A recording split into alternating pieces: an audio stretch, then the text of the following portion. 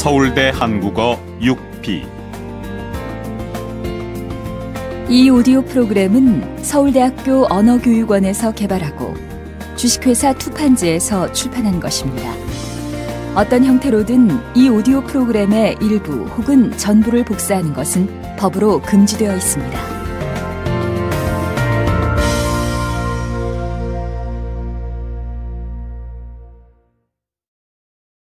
여러 나라를 여행하다 보면 자국 문화와 공통점을 가진 문화도 있지만 차이를 보이는 문화도 있다.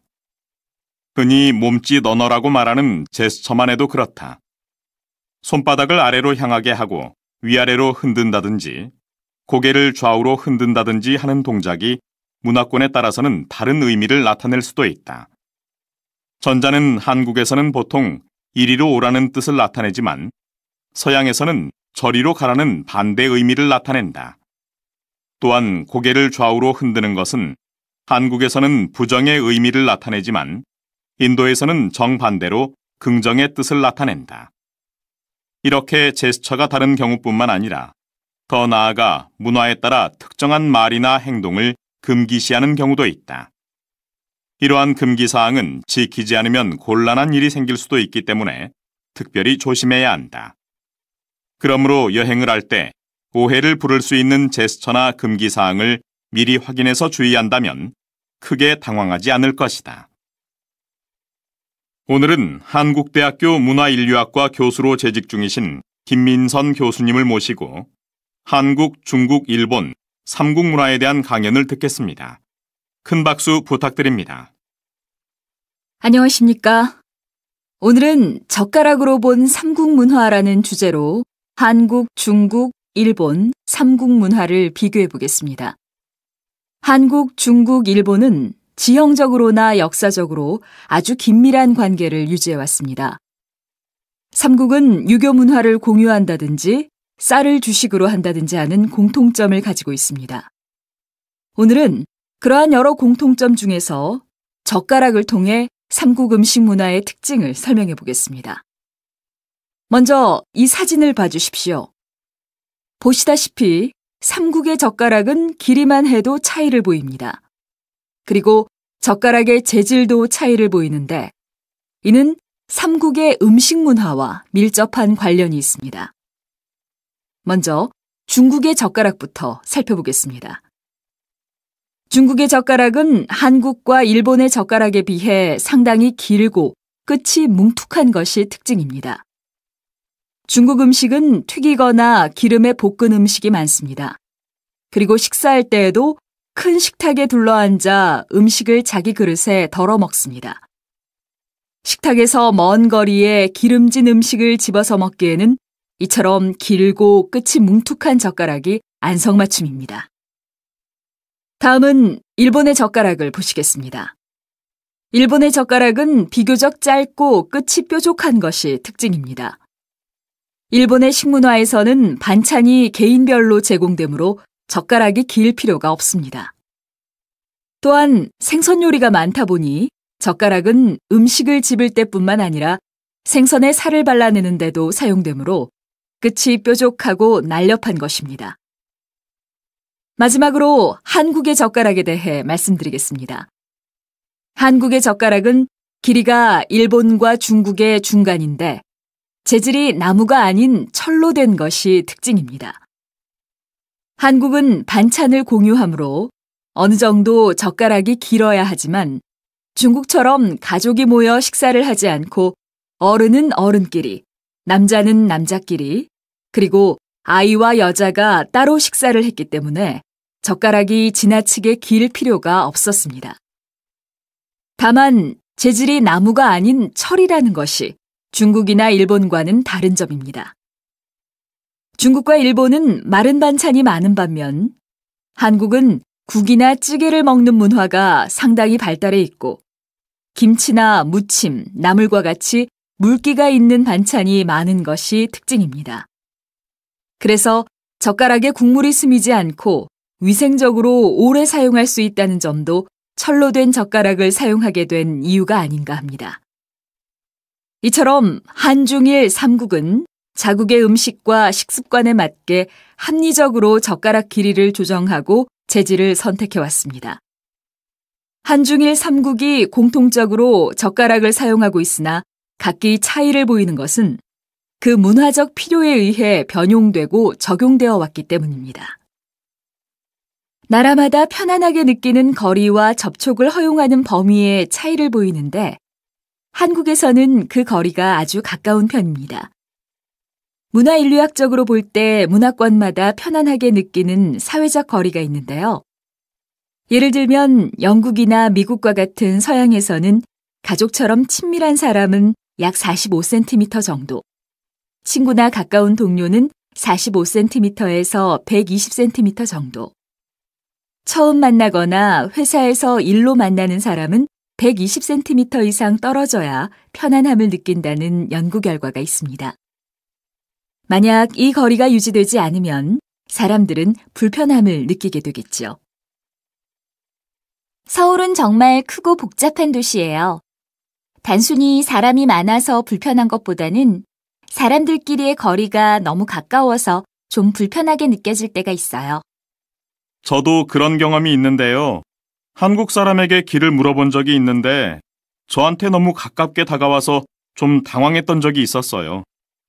그리고 지하철이나 버스에서 한국 아주머니들이 남의 아이의 머리를 쓰다듬는다든지 볼을 만진다든지 하는 경우가 있는데 외국 사람의 눈으로 볼 때는 정말 이상했어요. 또 한국에서는 유난히 박물관이나 미술관에 만지지 마세요라든지 눈으로 보세요라든지 하는 문구가 많이 보여요. 한국 사람들은 뭐든지 만져보려는 욕구가 정말 강한 것 같아요. 듣고 보니 정말 그래요. 한국 사람들은 신기한 것을 보거나 물건을 살 때 먼저 그 물건을 만져보려고 해요. 명소나 유적지에 가서 유물을 보면 손때가 묻어 있는데 이런 걸 보면 한국인들은 눈보다 손으로 구경하는 것 같아요. 손으로 구경한다? 참 재미있는 표현이네요. 그래서 한국의 문화를 촉각 문화라고 하는 사람들도 있어요. 서울에 처음 아파트가 생겼을 때 온돌을 없애고 공기 난방으로 바꿨는데 한국인들은 온돌이 없는 것에 불편을 느끼게 되었지요. 공기 난방이 편리한데도 굳이 온돌을 택하는 이유는 오랫동안 한국인에게 이어져 온 촉각 문화 때문이에요. 촉각 문화는 식생활에서도 찾아볼 수 있어요. 음식 맛은 손맛이라는 표현이 있는데 어떻게 음식 맛이 손맛이 될 수 있을까요? 실제로 음식을 잘하는 사람들은 나물을 무칠 때 맨손으로 무쳐요. 손으로 주물러서 양념이 속속 배어들게 해야 음식 맛이 난다고 생각하는 것이죠. 손의 촉각이 음식 솜씨의 비결인 셈이에요. 결론적으로 한국 사람들은 거리를 좁히고 촉각을 통해 사람이든 사물이든 적극적으로 교감하려는 문화를 가지고 있다고 할 수 있겠네요. 네. 일반적으로 사람들은 자신의 영역을 정하고 타인이 침범하지 못하게 하지요. 그런데 한국 사람들은 자신의 영역을 타인에게 허용하고 자신도 타인의 영역을 스스럼 없이 침범하고 나아가서 접촉을 통해 적극적으로 유대감과 정을 쌓아간다고 할 수 있어요. 남자, 여자 화장실을 따로 만드는 것이나 장애인이 이용할 수 있는 화장실을 따로 만드는 것은 남녀에 대한 또는 장애인에 대한 차별일까? 신체 차이를 이유로 화장실을 따로 쓰도록 한 것은 각각의 차이를 인정한 것으로 차별이 아니다. 그러나 차이가 나는 것을 이유로 기회를 주지 않는다면 이것은 차별이다. 예를 들어 능력에는 차이가 없지만 성별이 다르거나 장애가 있다는 이유로 취직이나 승진을 제한한다면 차별이 되는 것이다. 어떤 문제가 차별이 되는지 여부는 그 문제를 바라보는 시각에 따라 달라지기도 한다. 횡단보도 신호등이나 비상구에 표시된 사람이 남자의 형상을 하고 있는 것이나 남자 화장실 변기수가 여자 화장실 변기수의 2배와 맞먹는 것도 사람에 따라서는 차별이라고 생각할 수도 있다. 또한 군대에 다녀온 사람이 취직을 할 때 가산점을 주는 것은 국방의 의무를 다한 남자들의 입장에서는 당연한 것이라고 생각할 것이다. 그러나 군대에 다녀올 의무가 없는 여성이나 군대에 가고 싶어도 가지 못하는 장애인은 차별이라고 느낄 수 있다. 교육대학교에서는 초등학교 남자 선생님의 비율을 늘리기 위해 한쪽 성별의 입학생 수가 정원의 75%를 넘지 못하도록 하고 있다. 남학생 지원자 수가 입학 정원의 25%에 미달할 경우 여학생보다 점수가 훨씬 낮은 남학생이 합격할 수도 있다. 이렇게 남학생의 입학 정원을 정하면 설사 교단의 여성화를 막을 수 있다 해도 여학생의 입장에서는 입학 기회를 빼앗기는 역차별이 될 수 있다. 지난 2월 대학을 졸업하고 회사에 취직한 김 모양은 대학 4학년 내내 새벽부터 밤늦게까지 학교 도서관에서 취직시험 준비를 하는 틈틈이 학교 앞 체육관에서 운동으로 살을 빼고 몸매 가꾸는 일을 병행했다. 치열한 취업 전선에서 살아남으려면 실력 플러스 미모라는 조건이 필요하며 살찐 몸매와 둔한 인상으로는 설사 실력이 좋다 해도 시험관의 눈길을 끌기 어렵다는 주변의 충고 때문이었다. 최근 취업 시험에서 인터뷰 비중이 높아지면서 이러한 플러스 미모 현상은 더욱 강화되고 있다고 한다. 여자 상업고등학교 3학년 학생들에게도 취직하기 위해서는 열심히 몸매를 가꾸고 다이어트를 하는 일이 필수 코스라는 것은 상식이다. 방학이 끝나면 성형수술로 모습이 달라진 친구를 만나 문자 그대로 괄목상대하게 되는 것도 이제 새삼스럽지 않다. 젊은이들 사이에는 과거는 용서해도 못생긴 건 용서할 수 없다는 생각이 거의 일반화된 모양이다. 용모차별은 인종차별보다 심하다는 말까지 들린다. 결혼정년기 자녀를 둔 대부분의 부모들은 배우잣감으로 날씬하고 예쁜 여자나 키 크고 잘생긴 남자가 아니면 고개를 돌리는 자녀들을 보며 혀를 찬다. 바야흐로 사람을 평가하는 모든 가치에 우선하는 기준이 미모인 시대가 된 것 같다.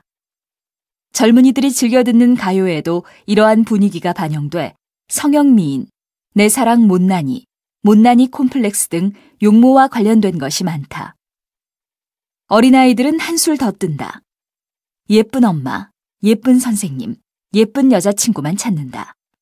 동화작가 모임인 우리누리가 최근 펴낸 아이들이 고민하는 101가지 콤플렉스를 보면 아이들의 으뜸 가는 고민거리가 외모인 것을 확인할 수 있다.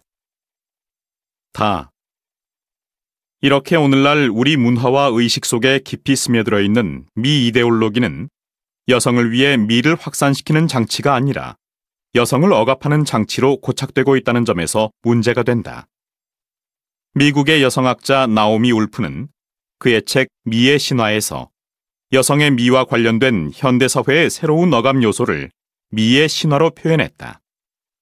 이러한 이데올로기와 억압 장치들은 전체적이고 집단적인 것으로 뭐라 딱 꼬집어 말할 수 없는 형태여서 마치 영원한 신화처럼 교묘하게 작용한다는 것이다.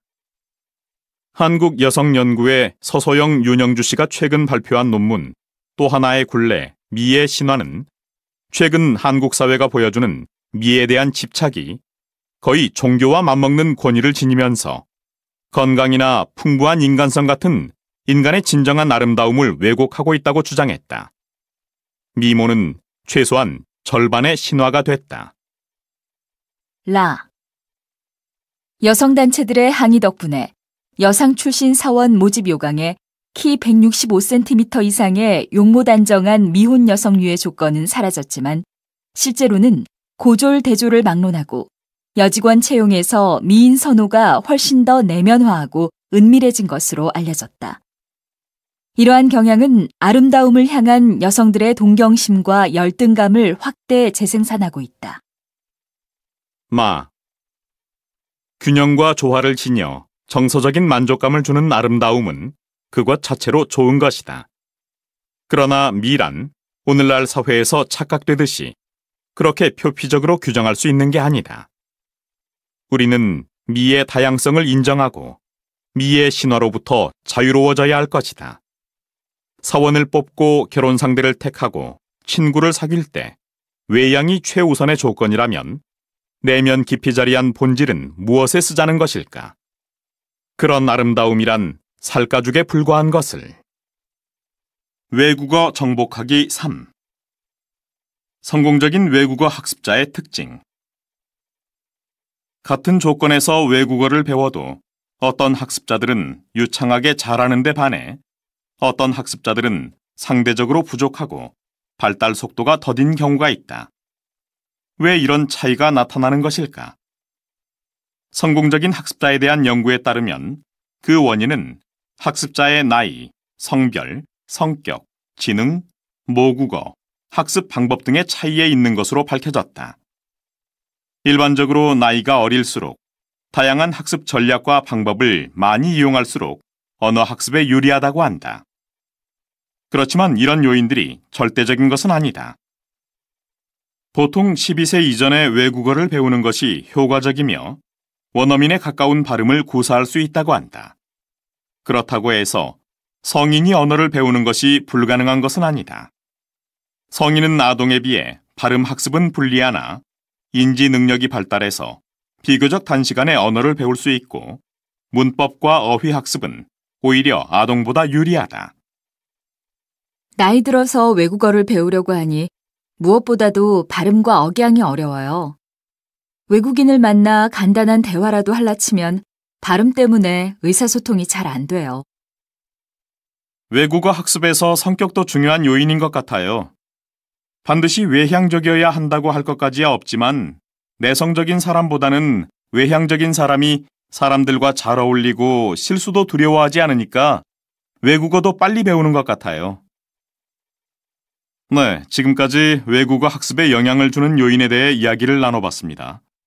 나이, 성별, 학습 유형 등 다양한 요인이 있다는 것을 알 수 있었습니다. 최근 칭찬을 해주면 학습 동기가 높아져 학습에 도움이 된다는 주장과 칭찬이 학습에 별 도움이 되지 않는다는 주장이 나오고 있는데요.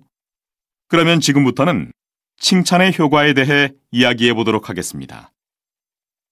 저는 외국어 학습에 교사의 칭찬이 효과적이라고 생각합니다. 우리가 외국어를 배울 때는 모국어를 배울 때와 달리 자신감을 잃어버리기 쉽습니다. 새로운 것을 배우는 동안 거듭되는 실패로 좌절하거나 실망할 수 있습니다. 그래서 실패했을 때는 다음에는 더 잘할 수 있다고 격려해 주는 것이 필요합니다. 그러면 학생은 실패를 거울 삼아 다시 한번 도전하려고 할 것입니다. 칭찬은 고래도 춤추게 한다는 말이 있지요. 야생 돌고래를 훈련시킬 때 조련사는 과제를 성공할 때마다 칭찬을 해줍니다. 돌고래에게 해주는 칭찬과 격려는 먹이보다 더 효과를 보인다고 합니다. 저는 무조건 칭찬을 많이 하는 것은 문제가 있다고 생각합니다. 실제로 제가 외국어를 배울 때 이런 경험이 있었는데요. 저희 선생님은 학생이 틀린 대답을 했을 때도 좋습니다, 잘했어요 라며 항상 칭찬을 해줬습니다. 그런 일이 반복되다 보니 전 선생님의 칭찬이 진짜 나를 칭찬하는 게 아니라 습관이 아닐까 하는 의심을 하게 되었고 나중에는 잘했다는 말을 들어도 습관이 돼서 아무 느낌도 받지 못하게 되었습니다. 이런 걸 보면 아까 말씀하신 것과는 달리 칭찬이 별 효과가 없는 것 아닙니까?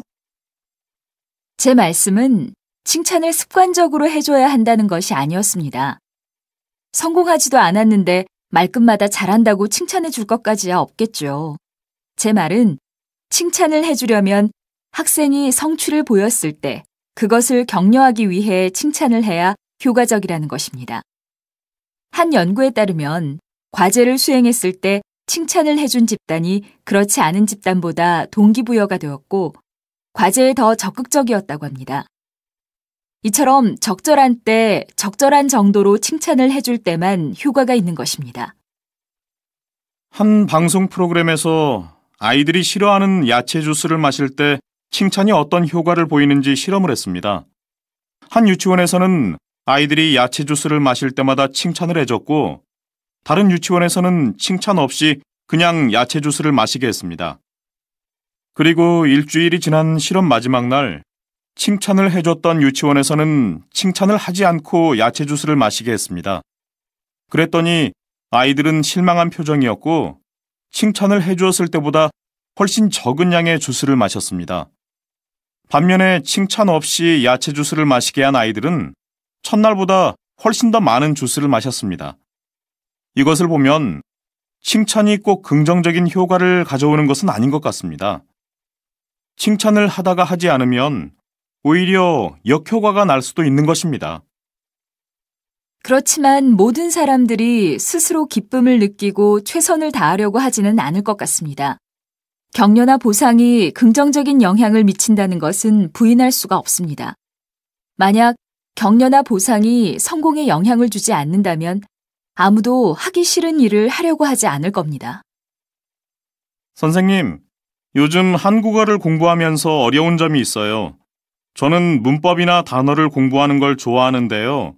교실에서는 배운 단어나 문법을 다 이해하지만 막상 한국 사람들하고 대화하려 치면 공부한 단어나 문법이 나와도 잘 모르는 경우가 많아요.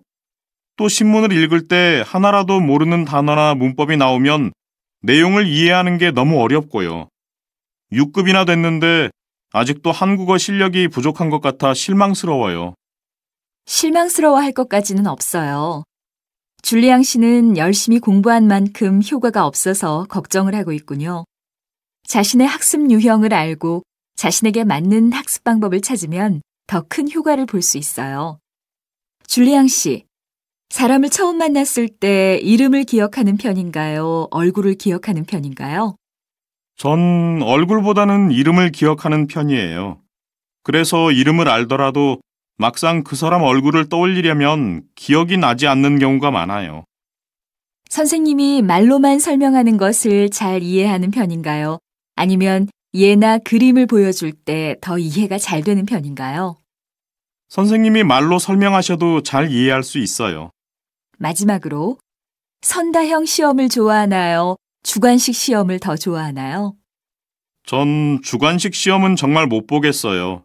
너무 부담스럽고 주관식 시험 문제를 보면 무슨 말을 써야 할지 겁부터 나요. 줄리앙 씨는 좌뇌형 학습자인 것 같네요. 사물을 인식하는 방법에 따라 크게 좌뇌형 학습자와 우뇌형 학습자로 나눌 수 있어요.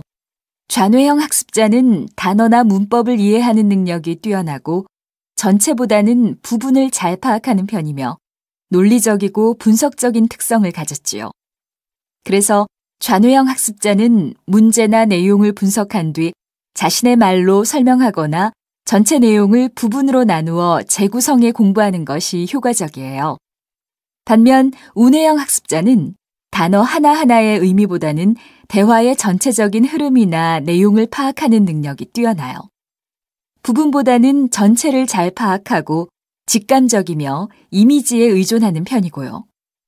그래서 우뇌형 학습자는 내용을 그림과 같은 이미지로 바꿔서 기억하거나 몸의 움직임을 활용해서 공부하면 좋아요.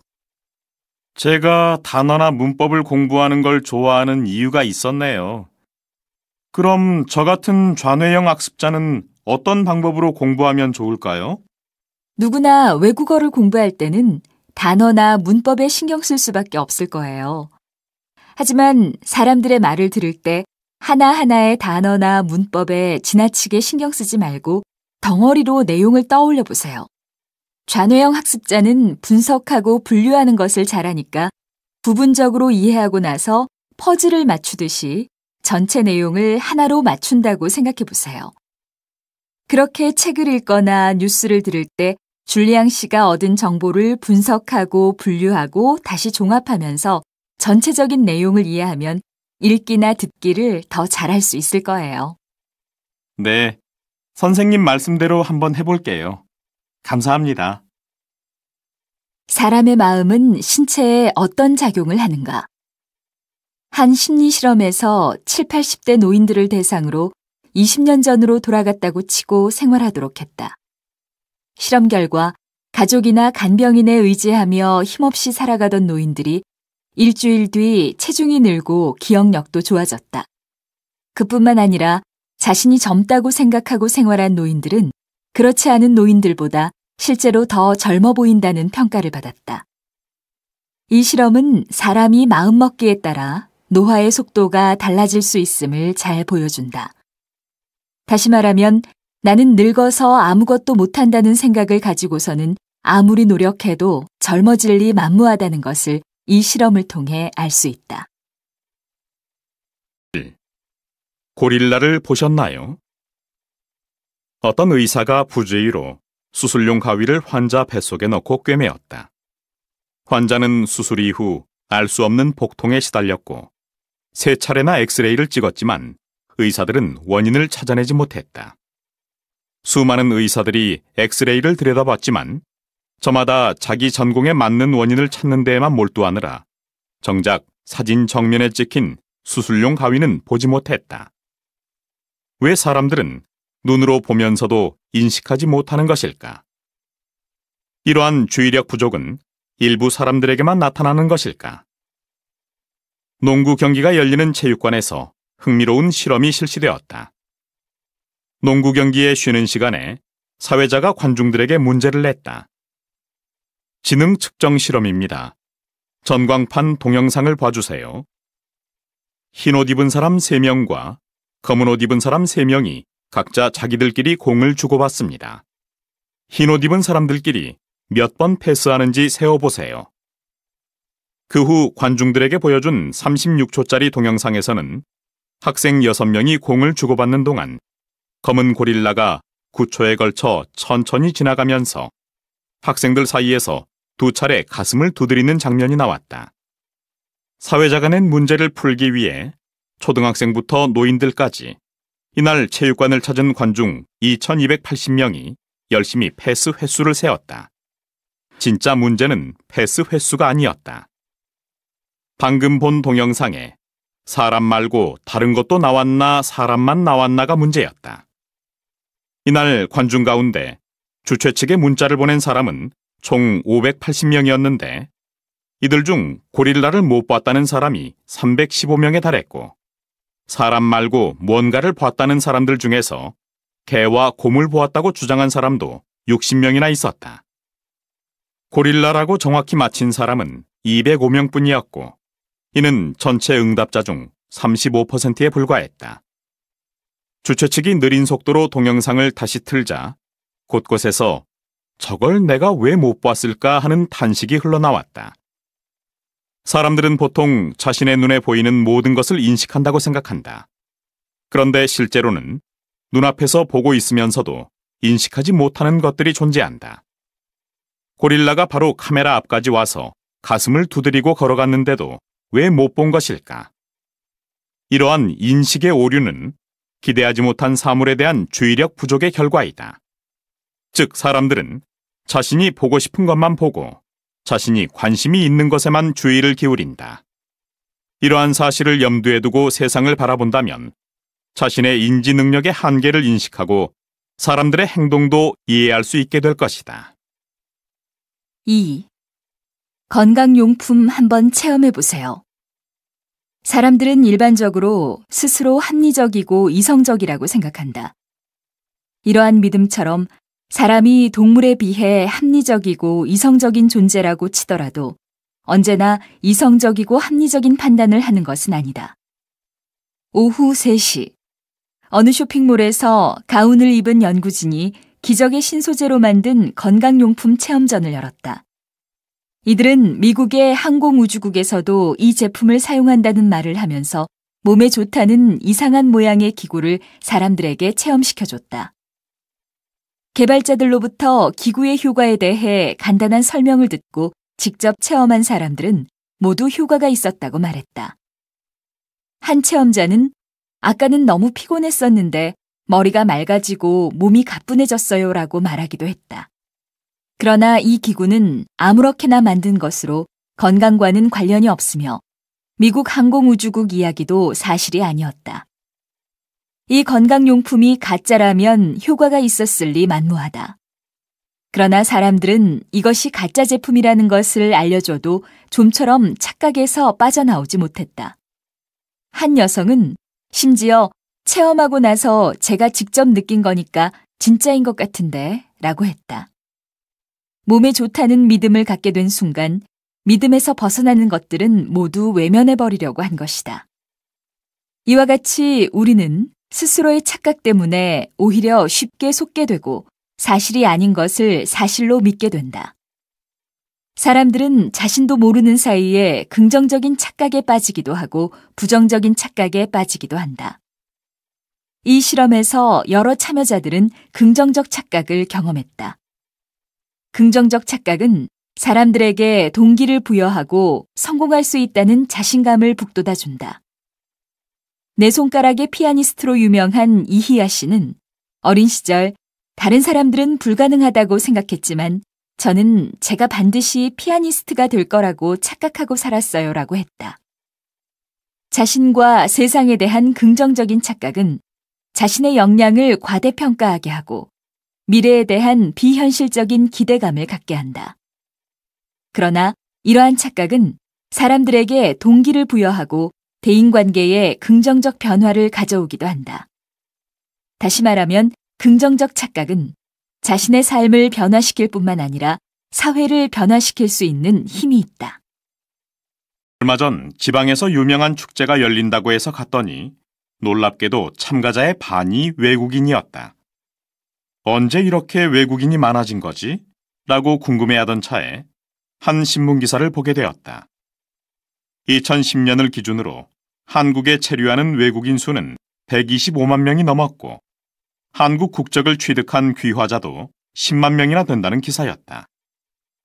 예전부터 한국 땅에 귀화자가 있었다는 것을 생각한다면 최근에 이런 변화는 놀랄만한 일도 아니다.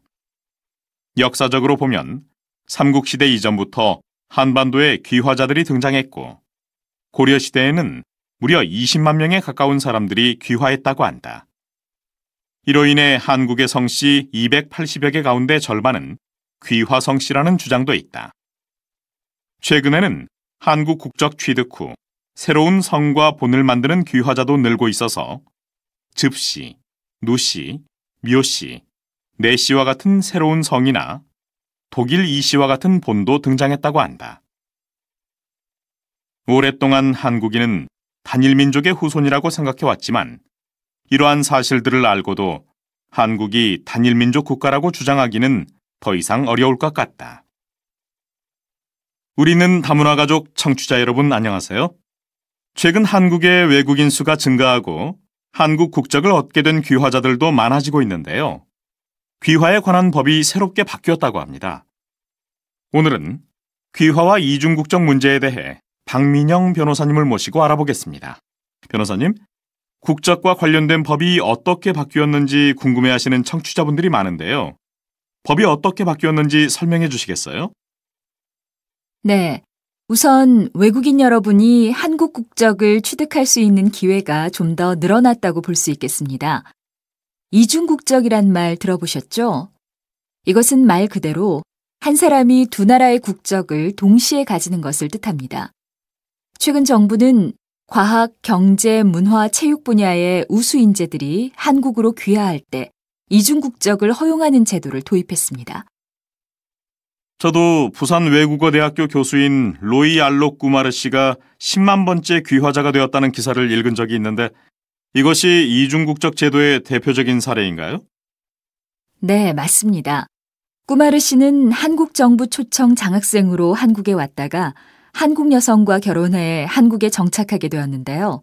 오랫동안 인도 국적을 포기하지 못하고 있던 차에 새로운 제도가 생겨서 31년 만에 한국 국적도 취득하게 되었다고 합니다.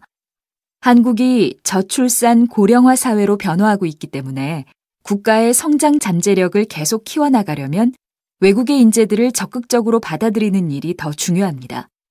그래서 이번에 이중국적 제도를 마련하게 된 것입니다.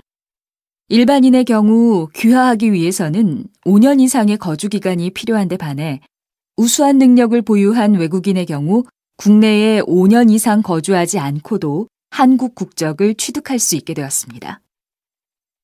네. 그럼 누구에게 이중국적의 혜택이 돌아가는 건가요? 아까 말씀드린 바와 같이 각 분야별 우수 인재의 경우가 해당되고 해외 입양아의 경우도 해당될 수 있습니다. 네, 그렇군요. 그럼 이중국적 제도의 효과와 보완할 점은 뭐라고 정리할 수 있을까요?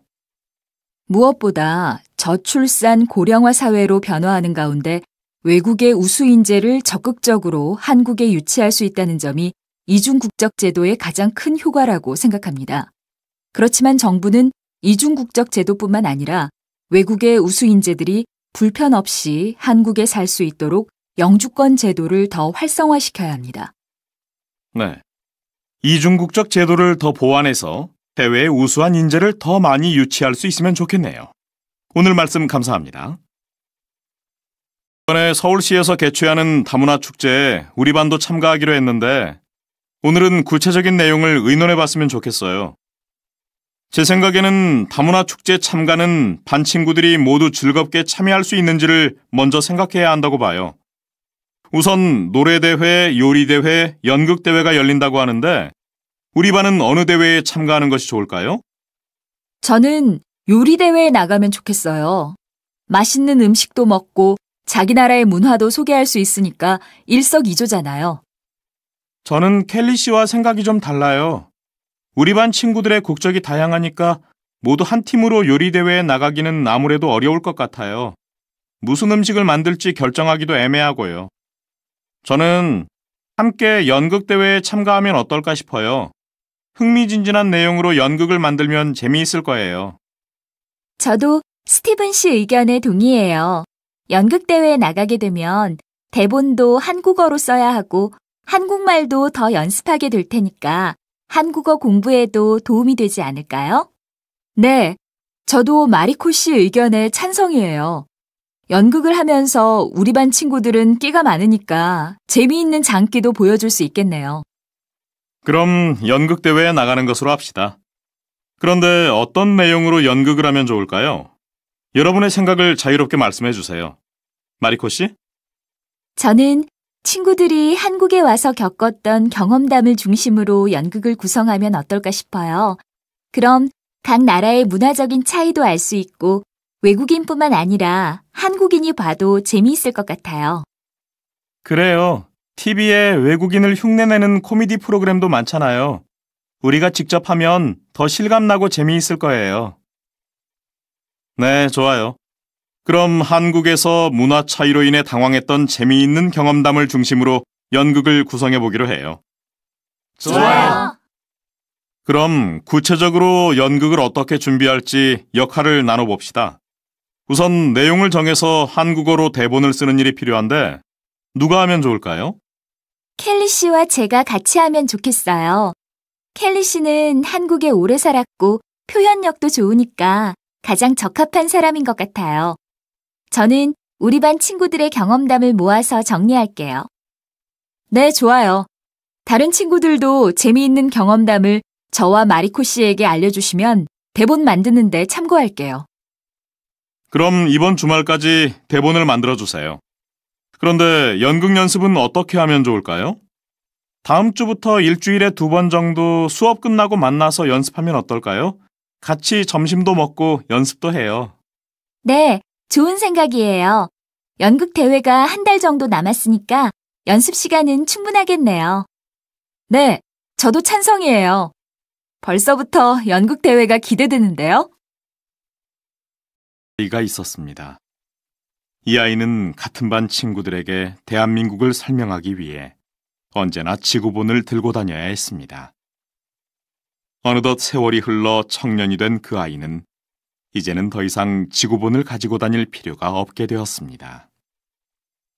이 광고는 어느 해외 주재원 자녀의 실화를 토대로 구성한 것입니다.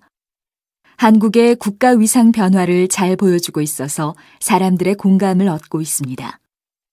광고를 보고 난 후 한국 사람이라면 누구나 자부심과 뿌듯함에 가슴이 뭉클해집니다.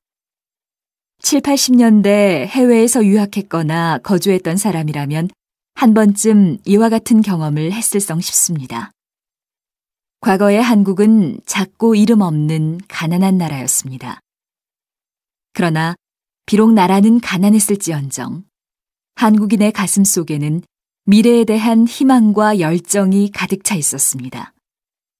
한국은 IMF 경제 위기를 최단 기간에 벗어난 나라, 원조 수혜국에서 원조국이 된 최초의 나라입니다. 이제 한국은 더 큰 대한민국으로 도약하고 있습니다. 과거에 한국은 동양의 작고 이름 없는 나라였으며 한국 전쟁 후에는 선진국의 원조로 겨우 생계를 이어가는 나라였다. 그러나 현재의 한국은 세계 경제 규모 12위, 반도체와 조선 산업 1위, 세계에서 9번째로 무역 규모 1조 달러를 달성해내는 등 눈부시게 발전했다. 이제 한국은 저개발국에서 선진국으로 도약했다는 평가를 받고 있고 한국의 발전상은 세계 여러 개발도상국의 모델이 되고 있다. 이런 점에서 한국인은 자부심과 뿌듯함을 느껴도 들썩 싶다. 실제로 여러 경제 지표들을 이유로 한국이 선진국에 진입했다고 생각하는 사람들도 많다. 그러나 선진국의 개념을 다른 관점으로도 볼 수 있다. 물론 선진국으로 가기 위한 조건에 경제 발전은 필수적으로 포함되어야 한다. 그렇지만 경제적 여유가 많은 산유국을 선진국이라고 부르지 않듯이 부자 국가라고 해서 반드시 선진국이 되는 것은 아니다. 그렇다면 선진국의 조건은 무엇일까? 선진국의 조건에는 물질적인 측면과 정신적인 측면이 있다. 물질적인 기준은 당연히 경제와 관련된다. 그런데 앞에서 예를 든 것처럼 물질적인 기준은 단순히 돈이 많은 것과는 다르다. 국민의 소득이 높을 뿐만 아니라 고도로 발달한 산업이 있고 사회 기반 시설이 잘 갖춰진 경우 선진국의 조건에 부합한다고 볼 수 있다. 따라서 산유국처럼 자원이 풍부해 국민 소득 수준이 높은 나라를 부국이라고는 할지언정 선진국이라 부르지는 않는 것이다.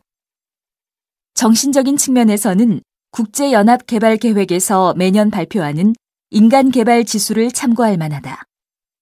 인간개발지수란 각 국가의 국가별 실질 국민소득, 교육수준, 문맹률, 평균 수명 등 여러 가지 인간의 삶과 관련된 지표를 조사해 각국의 발전 정도를 평가한 것이다. 이를테면 문맹률이 낮고 교육 수준이 높다는 것은 자신의 능력을 개발할 가능성이 높고 그만큼 많은 기회를 갖게 되어 행복을 누릴 가능성이 높다는 것을 나타낸다. 또한 평균 수명이 높다는 것은 해당 국가의 의료기술이 발달했고 국민이 건강에 대해 높은 관심이 있음을 의미하는 것이다. 대부분의 저개발 국가의 교육 수준과 평균 수명을 고려해 본다면 인간 개발 지수는 충분히 선진국의 조건이 될 만하다. 그러나 이것만으로는 충분하지 않다. 버스를 기다릴 때 가지런히 줄을 선 모습이나 보는 사람이 없어도 교통신호를 지키는 어느 나라의 거리 풍경은 선진국의 조건이 무엇인지 다시 한번 생각하게 한다. 공공질서와 같은 사회질서가 바로 선 나라. 그 질서를 지키는 국민이 있는 나라가 바로 선진국이다. 나만 잘 사는데 급급하지 않고 다른 사람을 배려하는 높은 문화의식이 있는 사회가 질서가 바로 선 나라이며 선진국인 것이다. 이런 조건들을 고려해 한국의 경우를 살펴보면 여러 경제 지표들은 한국이 경제적으로 선진국의 조건을 만족하고 있음을 보여준다. 또한 교육 수준이나 평균 수명을 고려한 인간 개발 지수를 기준으로 할 때도 한국은 충분히 선진국이라 부를 만하다. 그러나 문화의식 측면에서는 아직 부족한 것이 사실이다. 빨리 가지 않는다고 경적을 울리고 바쁘다는 이유로 앞사람을 밀치며 정신없이 뛰는 한국인을 보면 남을 배려하는 마음이 조금은 부족해 보인다. 경제 발전을 위해 항상 빨리빨리 뛰어야만 했던 한국인. 이제는 경제가 발전한 만큼 여유를 갖고 남을 먼저 생각하는 마음을 가지면 어떨까? 남을 좀 더 배려하고 공공질서를 지키고자 노력할 때 한국은 명실상부한 선진국이 될 수 있을 것이다. 정부의 과도한 대중문화 심의에 반대합니다. 요즘 음반이나 영화에 대한 정부의 심의가 강화되고 있는데요. 저는 이러한 심의가 너무 지나치다고 생각합니다. 예를 들어 노래 가사에 술, 담배가 나온다고 해서 무조건 19금 판정을 하는 것은 표현의 자유를 제한하는 것이 아닐까요? 또 영화의 내용이 좀 선정적이거나 폭력적이라고 해서 상영이 금지되거나 제한되는 경우도 있는데 정부가 이렇게 심하게 간섭하는 것은 대중문화의 발전에 악영향을 준다고 생각합니다. 저도 동감입니다. 청소년을 보호한답시고 이러한 심의를 하는 것 같은데 과연 효과가 있을까요? 맞습니다. 19금 심의 기준도 애매하기 짝이 없습니다. 똑같이 노래 가사에 술이 나왔어도 어떤 것은 그냥 통과되고 어떤 것은 19금이 되고 있잖아요. 위 의견에도 일리가 있습니다.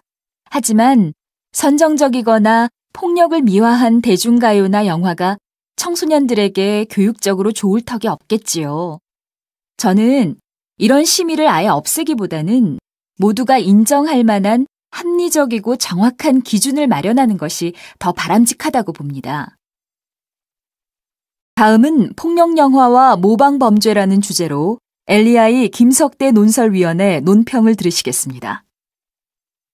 최근 고등학생이 교실에서 친구를 칼로 찔러 살해한 사건이 발생해 우리 사회에 큰 충격을 주고 있습니다. 사건 당시 교실에서는 수업이 진행되고 있었는데 김 군은 교사와 친구들이 지켜보는 가운데 반 친구인 박 군을 무참히 살해했습니다. 김 군이 갑자기 들어와 범행을 저지르는 바람에 교사와 친구들은 이를 제지하지 못했다고 합니다. 김 군은 경찰 조사에서 박 군으로부터 폭행당한 게 억울해 이 같은 범행을 저질렀다고 말했습니다. 특히 지난달 28일 점심시간에는 여러 친구들이 지켜보는 가운데 박 군에게 10여 분간 심하게 구타를 당했으며 김 군은 그 후 학교에 나오지 않았던 것으로 밝혀졌습니다.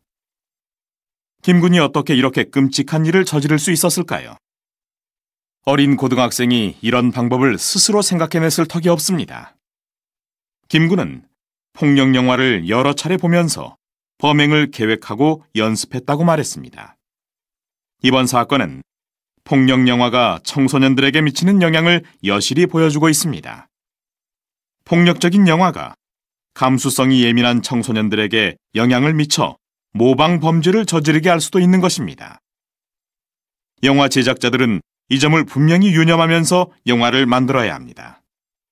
또한 정부 당국은 영화의 폭력성을 규제하기 위한 제도적 장치를 강화해야 합니다.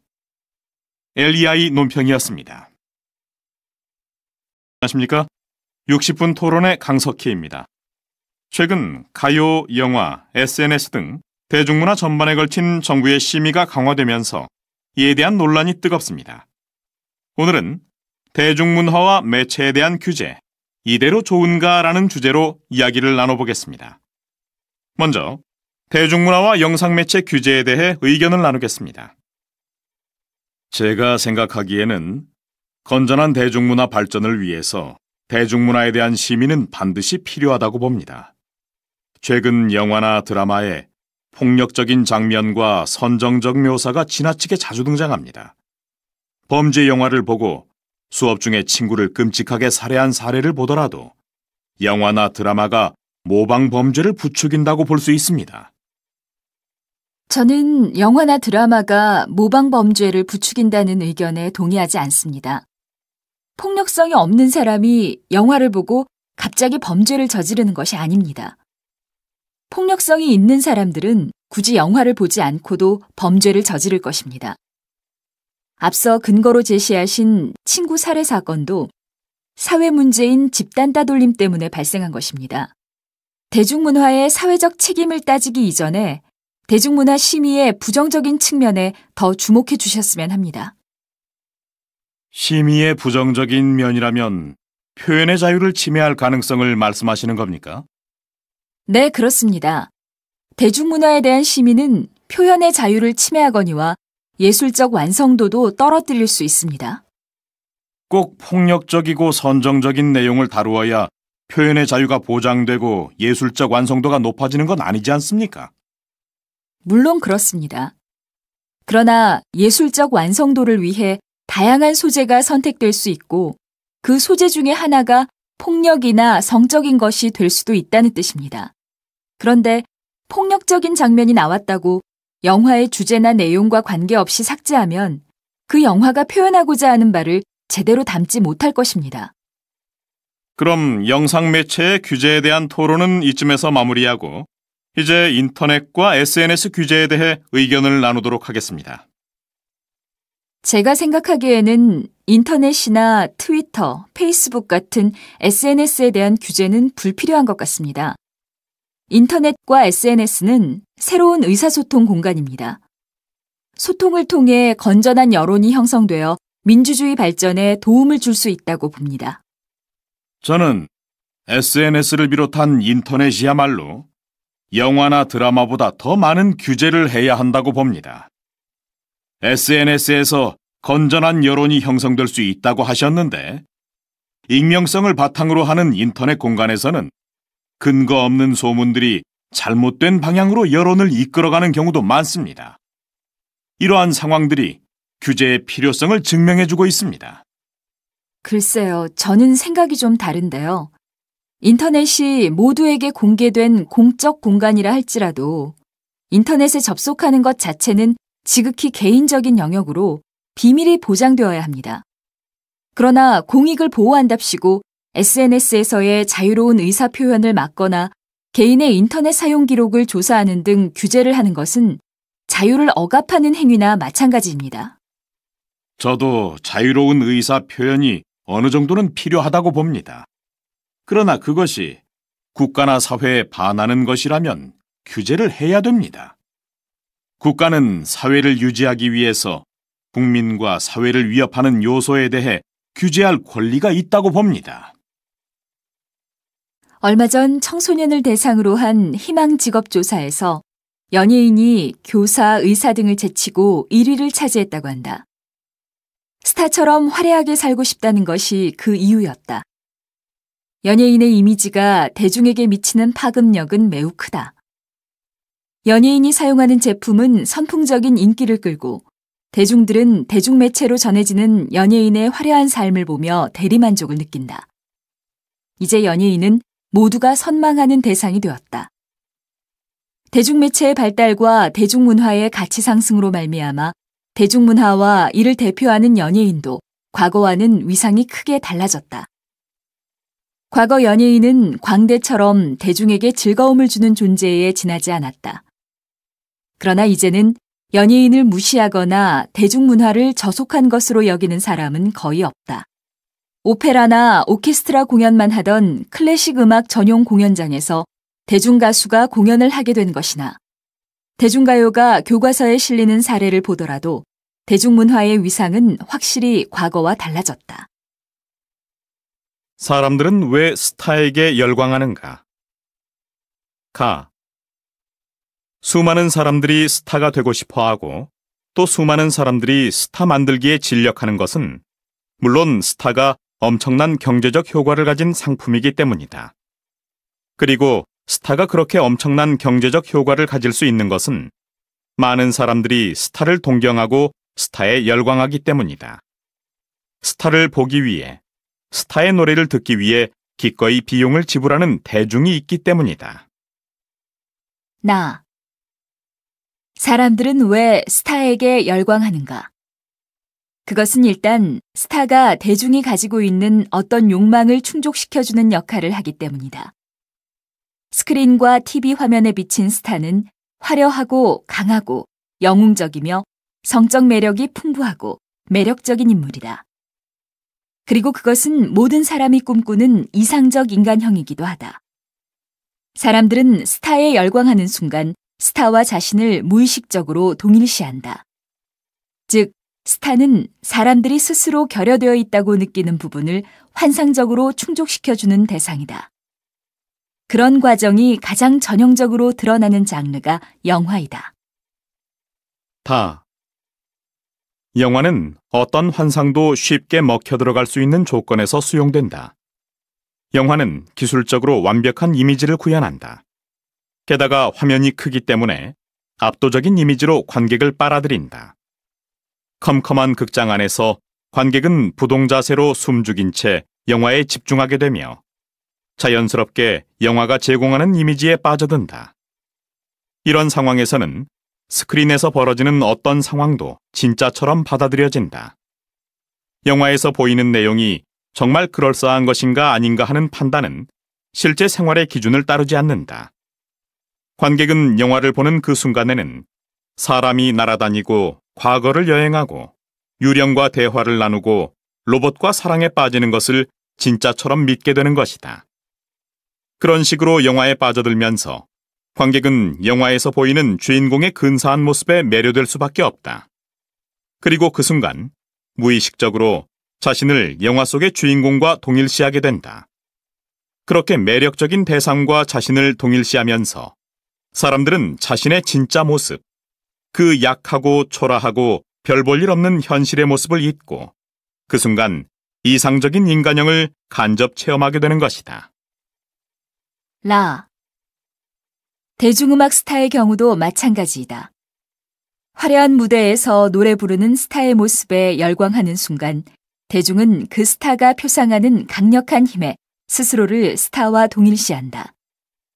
그 동일시의 순간은 자신의 고달프고 초라한 현실로부터 벗어나는 해방의 순간이기도 하다. 마. 결국 스타에 대한 대중의 열광은 기본적으로 스크린과 TV 화면에 비친 허구적인 이미지에 대한 것이지 자연인으로서의 배우나 가수에 대한 것이 아니다. 그러나 대중에게 그 둘은 하나로 간주된다. 사실 어쩌면 스타는 대중 한 사람 한 사람과 스타의 관계가 기본적으로 익명적일 수밖에 없다는 데서 가능해진다.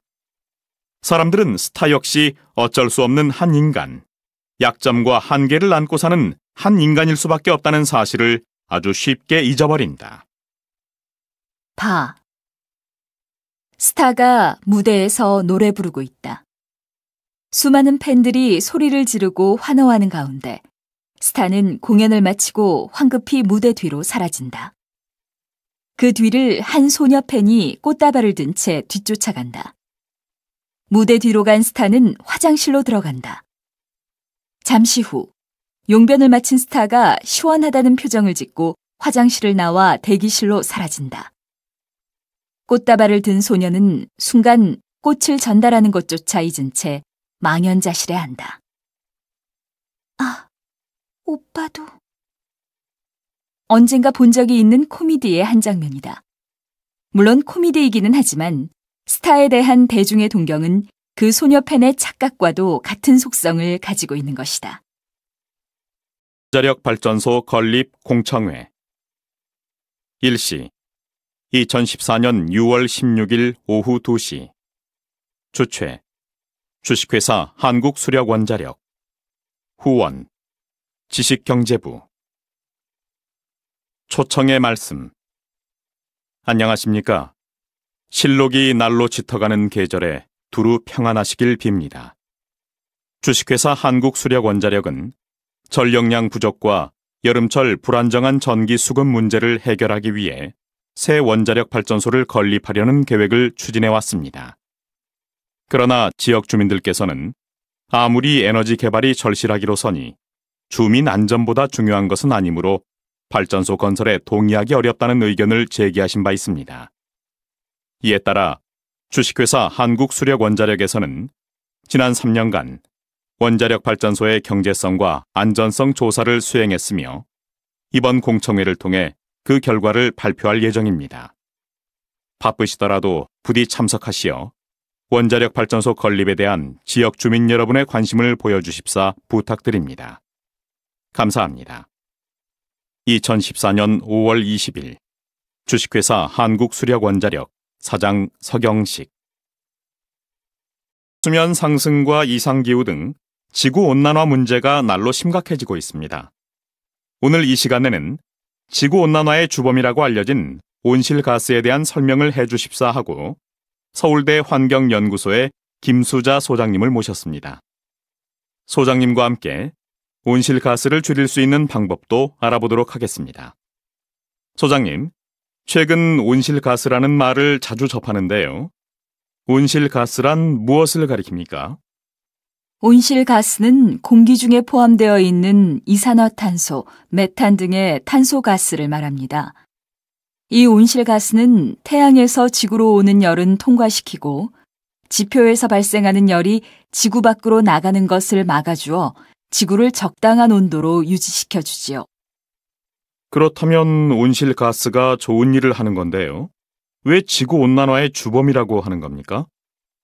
적당량의 온실가스는 지구 온도를 적절하게 유지해 주지만 온실가스의 양이 늘어나면 지구 표면의 온도가 계속 올라가게 돼서 문제가 되는 겁니다.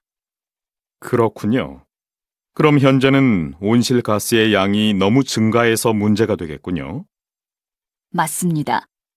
온실가스의 80%를 차지하는 이산화탄소는 석유나 석탄과 같은 화석연료를 태우는 과정에서 발생합니다.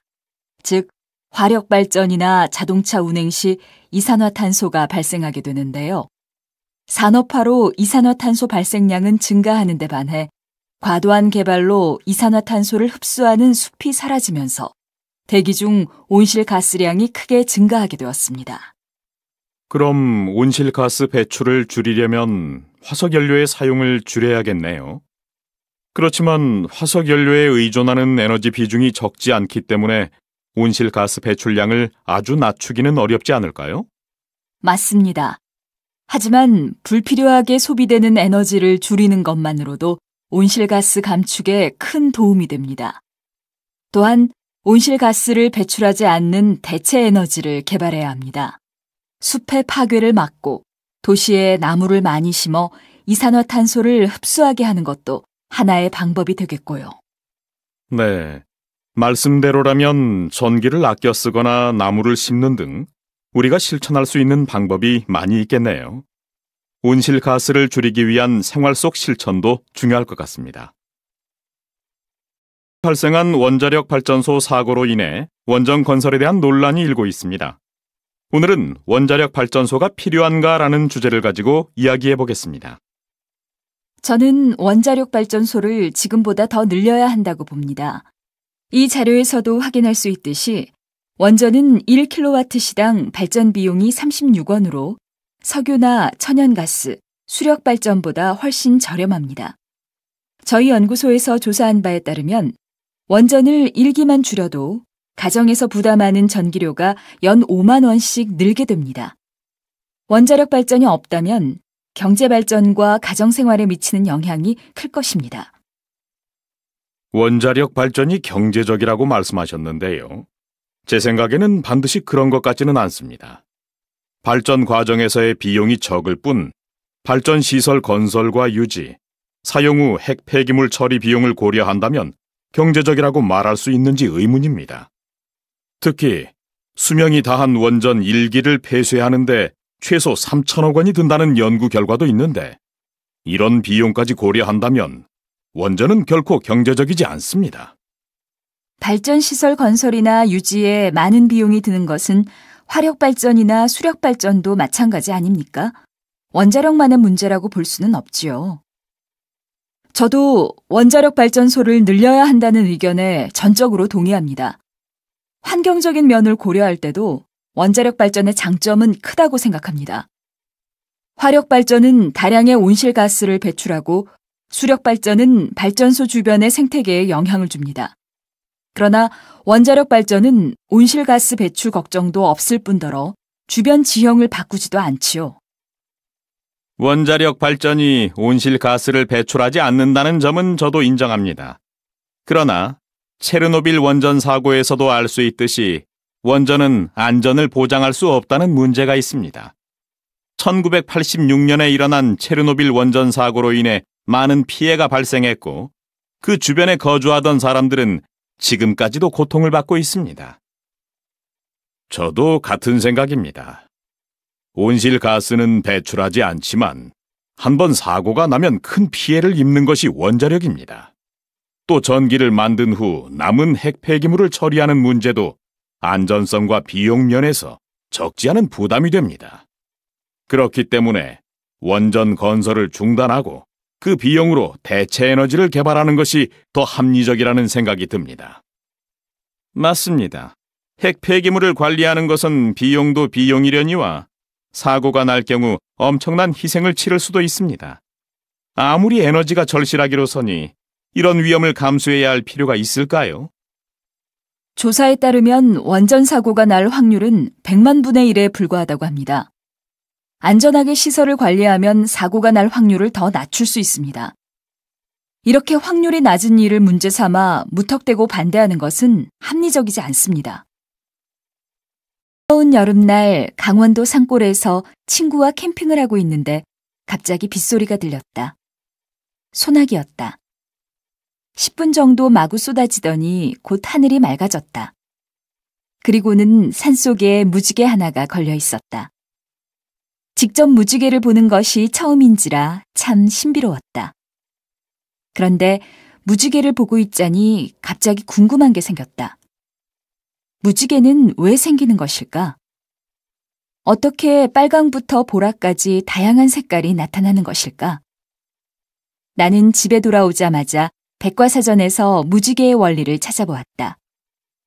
무지개는 태양광선이 공기 중의 물방울 안에서 반사되고 굴절되어 나타나는 현상이다.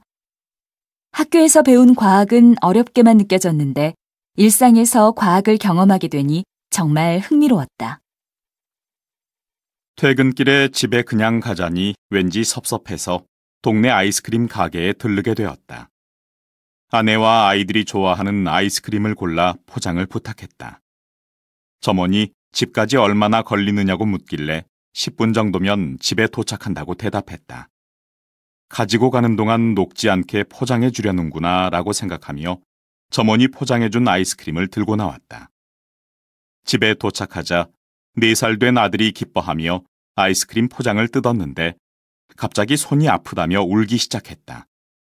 놀라서 보니 아이스크림이 녹는 것을 방지하기 위해 넣은 드라이 아이스를 아이가 맨손으로 잡은 것이었다. 아이의 상처는 그리 심하지는 않았지만 상처난 손을 보니 속이 상했다. 드라이 아이스란 기체 이산화탄소를 영하 80도의 저온에서 압축시켜 만든 고체 이산화탄소이다. 드라이 아이스는 물의 고체 상태인 얼음보다 가볍다. 냉장 포장에 얼음을 사용하면 얼음이 녹아 제품을 상하게 하거나 물이 흘러 불편하다. 그러나 드라이 아이스는 이런 문제가 없어 냉장 포장에 많이 사용된다. 이산화탄소는 일기압에서는 액체 상태로 존재하지 않고 고체와 기체로만 존재하므로 녹아서 액체가 되지 않고 바로 기체로 승화하기 때문이다. 그래서 드라이 아이스, 즉 마른 얼음이라고 불리는 것이다. 드라이 아이스에서 승화한 기체는 가까이에 있는 공기를 급격히 냉각시켜 냉장 효과를 낸다. 드라이 아이스는 섭씨 영하 80도인데도 실제로 만지면 그다지 차게 느껴지지 않는다. 그 이유는 열전도가 낮은 이산화탄소 기체가 드라이 아이스와 손가락 사이에 생기기 때문이다. 그러나 차게 느껴지지 않는다고 하더라도 표면은 영하의 온도인지라 드라이 아이스를 꽉 잡으면 동상을 입을 수도 있으므로 각별히 조심해야 한다. 드라이 아이스는 음식물을 저온으로 유지시켜주기 때문에 음식물의 보관에도 이용된다. 이산화탄소 기체는 미생물의 발생을 방지해서 부패를 막아주거니와 곰팡이가 생기는 것도 막는다. 드라이 아이스에서 승화하는 이산화탄소 기체가 보관 용기 내에 꽉 차면 산소를 필요로 하는 미생물이나 벌레들이 살 수 없기 때문이다. 드라이 아이스는 결혼식장이나 가수들의 콘서트장에서 환상적인 분위기를 자아내는 데도 이용된다. 결혼식이 끝난 후 신랑과 신부가 퇴장할 때 음악과 함께 바닥에 깔리거나 가수들의 무대를 장식하는 데 이용되는 하얀 연기가 바로 그것이다. 이 연기는 드라이 아이스가 승화열을 흡수하는 과정에서 주변 공기의 수증기를 액화시키면서 생긴 것이다. 드라이 아이스는 불을 끄는 데에도 효과적이다. 불이 났을 때 드라이 아이스 조각을 던져 넣으면 승화한 이산화탄소 가스가 불을 덮고 공기를 차단해 불을 끄는 데 도움을 준다. 이와 같이 우리가 아이스크림 포장용으로만 무심코 사용하던 드라이 아이스는 그 용도가 매우 다양하다. 소음은 왜 밤에 더 크게 들릴까? 우리는 매일 수많은 소리를 들으면서 살아간다. 그 소리 중에는 듣고 싶은 소리도 있지만 그렇지 않은 소음도 섞여 있기 마련이다. 소리는 밤과 낮에 따라 다르게 들리는데 같은 크기의 소리라도 밤에 더 잘 들린다. 예를 들면 밤에는 자동차의 소음이나 밖에서 아이들이 떠드는 소리도 더 시끄럽다고 느낄 때가 많다. 같은 크기의 소리라도 왜 밤에 더 크게 들리는 것일까? 그것은 공기의 온도와 밀도 차이 때문이다. 공기는 온도가 높을수록 입자의 운동이 활발해 밀도가 낮아지고 온도가 낮을수록 입자의 운동이 활발하지 못해 밀도가 높아진다. 낮에는 태양열로 인해 지표면의 온도가 높아져 지표면 근처의 공기 밀도가 낮고 상대적으로 차가운 상공은 공기의 밀도가 높다. 반면에 해가 지는 밤에는 지표면이 식게 되므로 지표면 근처의 공기 밀도가 높아지고 지표면보다 따뜻한 상공은 공기 밀도가 낮아지게 된다. 공기의 온도와 밀도는 소리의 속도에 영향을 미치게 된다. 즉, 온도가 높아져 밀도가 낮아지면 소리의 속도가 빨라지게 되고 온도가 낮아져 밀도가 높아지면 소리의 속도가 느려지게 된다. 만약 지표면 근처와 상공의 온도가 차이가 나면 소리의 굴절이 일어나게 된다. 낮에는 지표면이 상공보다 온도가 높아 지표면의 소리의 속도가 빠르므로 소리가 위쪽으로 굴절된다. 그래서 낮에는 소리가 잘 들리지 않는다. 밤에는 지표면이 상공보다 온도가 낮아 속도가 느리므로 소리가 아래쪽으로 굴절된다. 그래서 밤에는 낮보다 주변의 소리가 더 잘 들리게 되는 것이다. 한국 속담에 낮말은 새가 듣고 밤말은 쥐가 듣는다는 말이 있다. 이것도 소리의 굴절로 설명될 수 있다. 즉, LEI 시사토론. 대학 교육이 나아가야 할 방향은? 대학은 현실 사회에 적응할 수 있게끔 스펙을 쌓고 경쟁력을 갖추는 곳. 대학은 진리를 탐구하고 비판적인 사고력을 기르는 곳. 대학은 인성교육과 능력 개발을 통해 기업에 필요한 인재를 양성하는 곳. 방송 시간 2014년 7월 3일 토요일 오후 3시. 방송 내용: 치열한 입시 경쟁을 치른 끝에 합격한 대학. 그러나 학생과 학부모는 대학 교육에 만족하지 못한다. 어디 학생과 학부모뿐인가? 기업도 대학도 불만을 토로하는 대학 교육의 현실. 진정한 대학 교육이란 무엇인가? 대학생, 대학 교수, 기업인이 모여 바람직한 대학 교육의 방향을 모색해본다. 각 대학에서 졸업식이 열리는 계절이 돌아왔습니다. 힘들게 공부한 끝에 졸업하게 된 대학생들. 뿌듯하기도 하지만 험난한 취업 전쟁에 나서야만 하는 이들에게는 졸업장이 오히려 무겁게만 느껴집니다. 그렇다면 대학 졸업생들과 이들을 신입사원으로 채용한 기업의 입장에서는 대학 교육을 어떻게 평가하고 있을까요? 김지영 기자가 취재했습니다. 몇 년 전만 해도 꿈과 낭만의 상징이었던 대학 캠퍼스.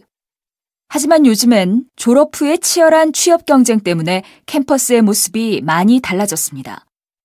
한국고용정보원은 지난달 전국 4년제 대학교 졸업생 1,000명을 대상으로 대학 교육이 취업에 도움을 주었는가에 대한 설문조사를 실시했습니다. 그런데 응답자의 40%만이 도움이 되었다고 평가했고 과반수 이상이 그저 그렇다 혹은 도움이 되지 않았다고 응답했습니다. 대학 교육이 취업에 별로 도움이 되지 않았다고 생각하는 이유로는 우선 이론 중심적이기 때문이라는 응답이 가장 많았고 다음으로 전공이 취업 분야와 다르기 때문에 직무 수행 관련 교육이 없기 때문에 사회 변화를 따라가지 못하기 때문에의 순으로 나타났습니다. 한편 국내 핵심 기업 200개의 인사 담당자를 대상으로 현행 대학 교육이 기업에서 필요로 하는 인재를 키워내고 있는가에 대해 실시한 조사 결과도 눈길을 끕니다. 조사 결과 75%가 그렇지 못하다고 응답했습니다. 그 이유에 대해서는 요즘 신입사원들은 학벌, 학점, 자격증 등의 스펙은 화려하지만 정작 기업이 필요로 하는 창의력이나 문제 해결 능력이 부족하기 때문이라고 말했습니다. 또한 기업에 필요한 인재를 기르기 위해서는 인성교육과 함께 개인별 재능을 발견하고 키워주는 교육, 창의성 교육 등이 강화돼야 한다고 응답자들은 밝혔습니다. 요즘 대학생들은 대학 교육이 취업에 별로 도움이 되지 않는다고 인식하고 재학 기간 내내 학점과 어학 능력, 자격증을 비롯한 봉사활동, 해외 연수 등의 스펙 쌓기에 바쁩니다. 그런데 화려한 스펙을 쌓아 취업을 했다 하더라도 정작 기업에서 필요로 하는 능력을 갖추지 못해서 업무 처리에 많은 어려움을 겪고 있습니다. 대학 교육이 실제 취업이나 기업이 원하는 인재 양성에 별로 도움이 되지 못하고 있는 현실입니다. LEI 뉴스 김지영입니다. 안녕하십니까. 오늘 LEI 시사토론에서는 대학 교육이 나아갈 방향에 대해서 두 분의 토론자를 모시고 이야기를 나눠보겠습니다. 오늘 토론을 위해 한국대학교의 박만기 교수님과 서울그룹 인사 담당자이신 김지혜 부장님께서 참석해 주셨습니다. 요즘 우리 대학생들이 치열한 취업 경쟁을 앞두고 스펙 쌓기에만 열중해 문제가 된다는 보도가 많은데요.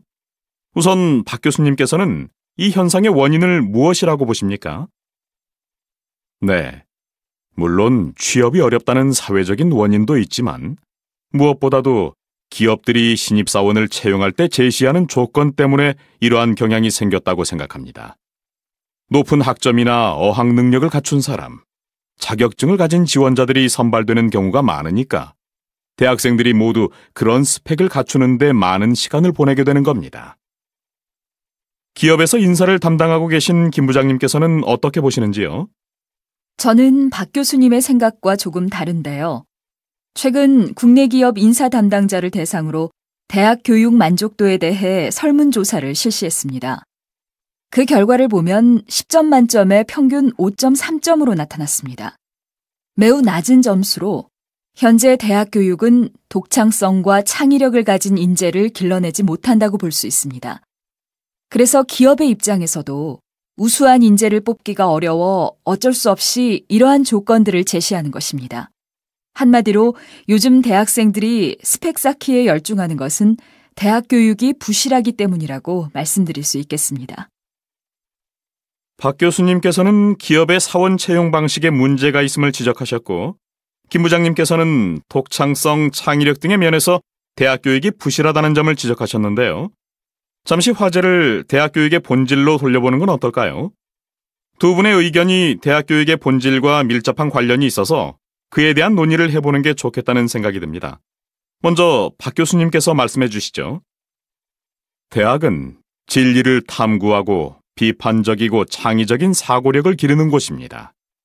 각자의 전공 영역을 심도 있게 공부하게 되면 그 분야의 학문이 발전하게 되고 결국 인류에 도움이 되는 지식이 축적되므로 이를 통해 사회에 기여하게 되는 것입니다. 대학 교육의 본질은 바로 여기에 있는 것입니다. 저는 대학이 인성교육과 업무 능력 개발을 통해 기업에 필요한 인재를 양성하는 곳이라고 생각합니다. 요즘 신입사원들을 보면 인성교육이 제대로 되어 있지 않아 윗사람에 대한 예의도 부족하고 어려운 일이 생기면 금방 포기해버립니다. 물론 대학은 1차적으로 학문을 탐구해야 하지만 학생들의 졸업 후 사회 진출도 고려해야 합니다. 그래서 대학은 사회에 필요한 인재를 기를 책임이 있고 실습 및 현장 학습 위주의 교육을 통해 업무 능력을 길러주는 역할을 해야 합니다. 그러니까 김 부장님 말씀은 대학 교육이 직업 교육을 다뤄야 한다는 말씀이시죠? 하지만 저는 그렇게 생각하지 않습니다. 학생이 취업을 목표로 한다면 전문계 고등학교나 전문대를 가는 게 맞다고 봅니다. 굳이 시간을 낭비하면서까지 4년제 대학교에 다닐 필요가 없습니다.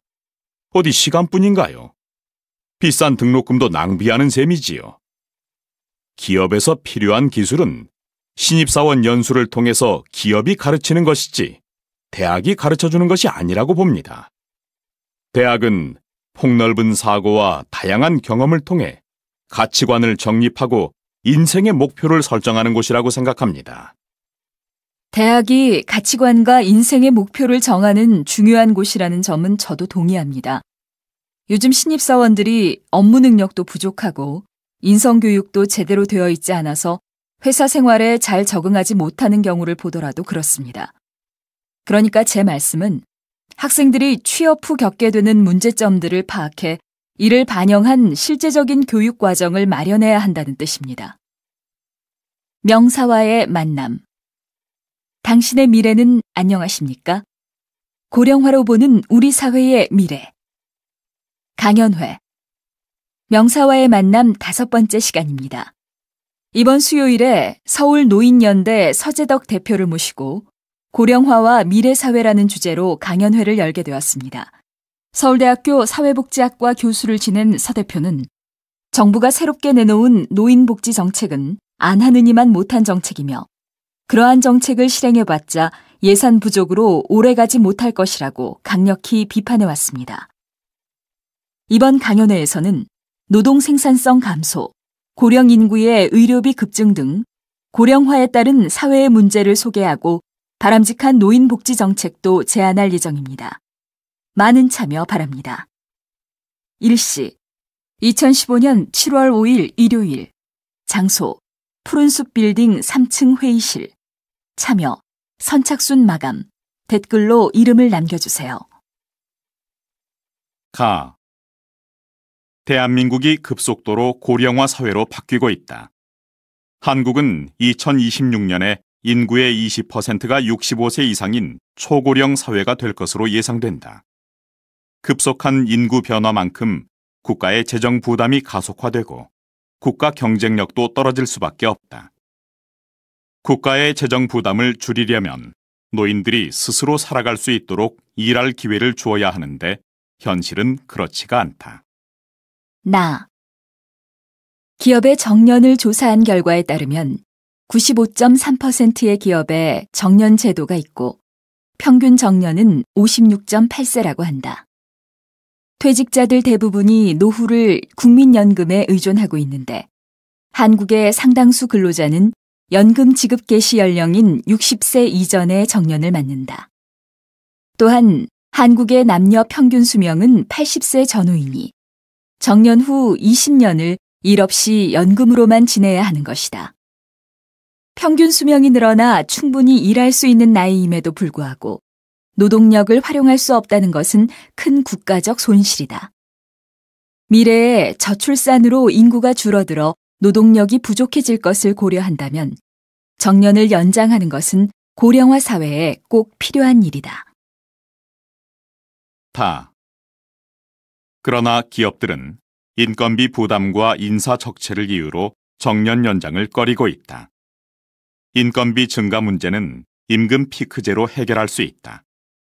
임금 피크제란 경력이 일정 기간을 넘으면 임금 인상을 제한하는 것이다. 또한 일정 연령이 되면 임원을 맞지 않는 것으로 인사 적체 문제도 충분히 해결할 수 있다. 만약 정년 연장을 하게 되면 신규 인력 채용이 줄어 젊은이들의 일자리가 감소할 것이라는 우려의 목소리도 있다. 그러나 정년을 몇 년 연장해봤자 젊은 층의 일자리가 줄어드는 것은 고작 2, 3년뿐으로 장기적인 관점에서 보면 신규 채용에 영향을 주지는 않을 것이다.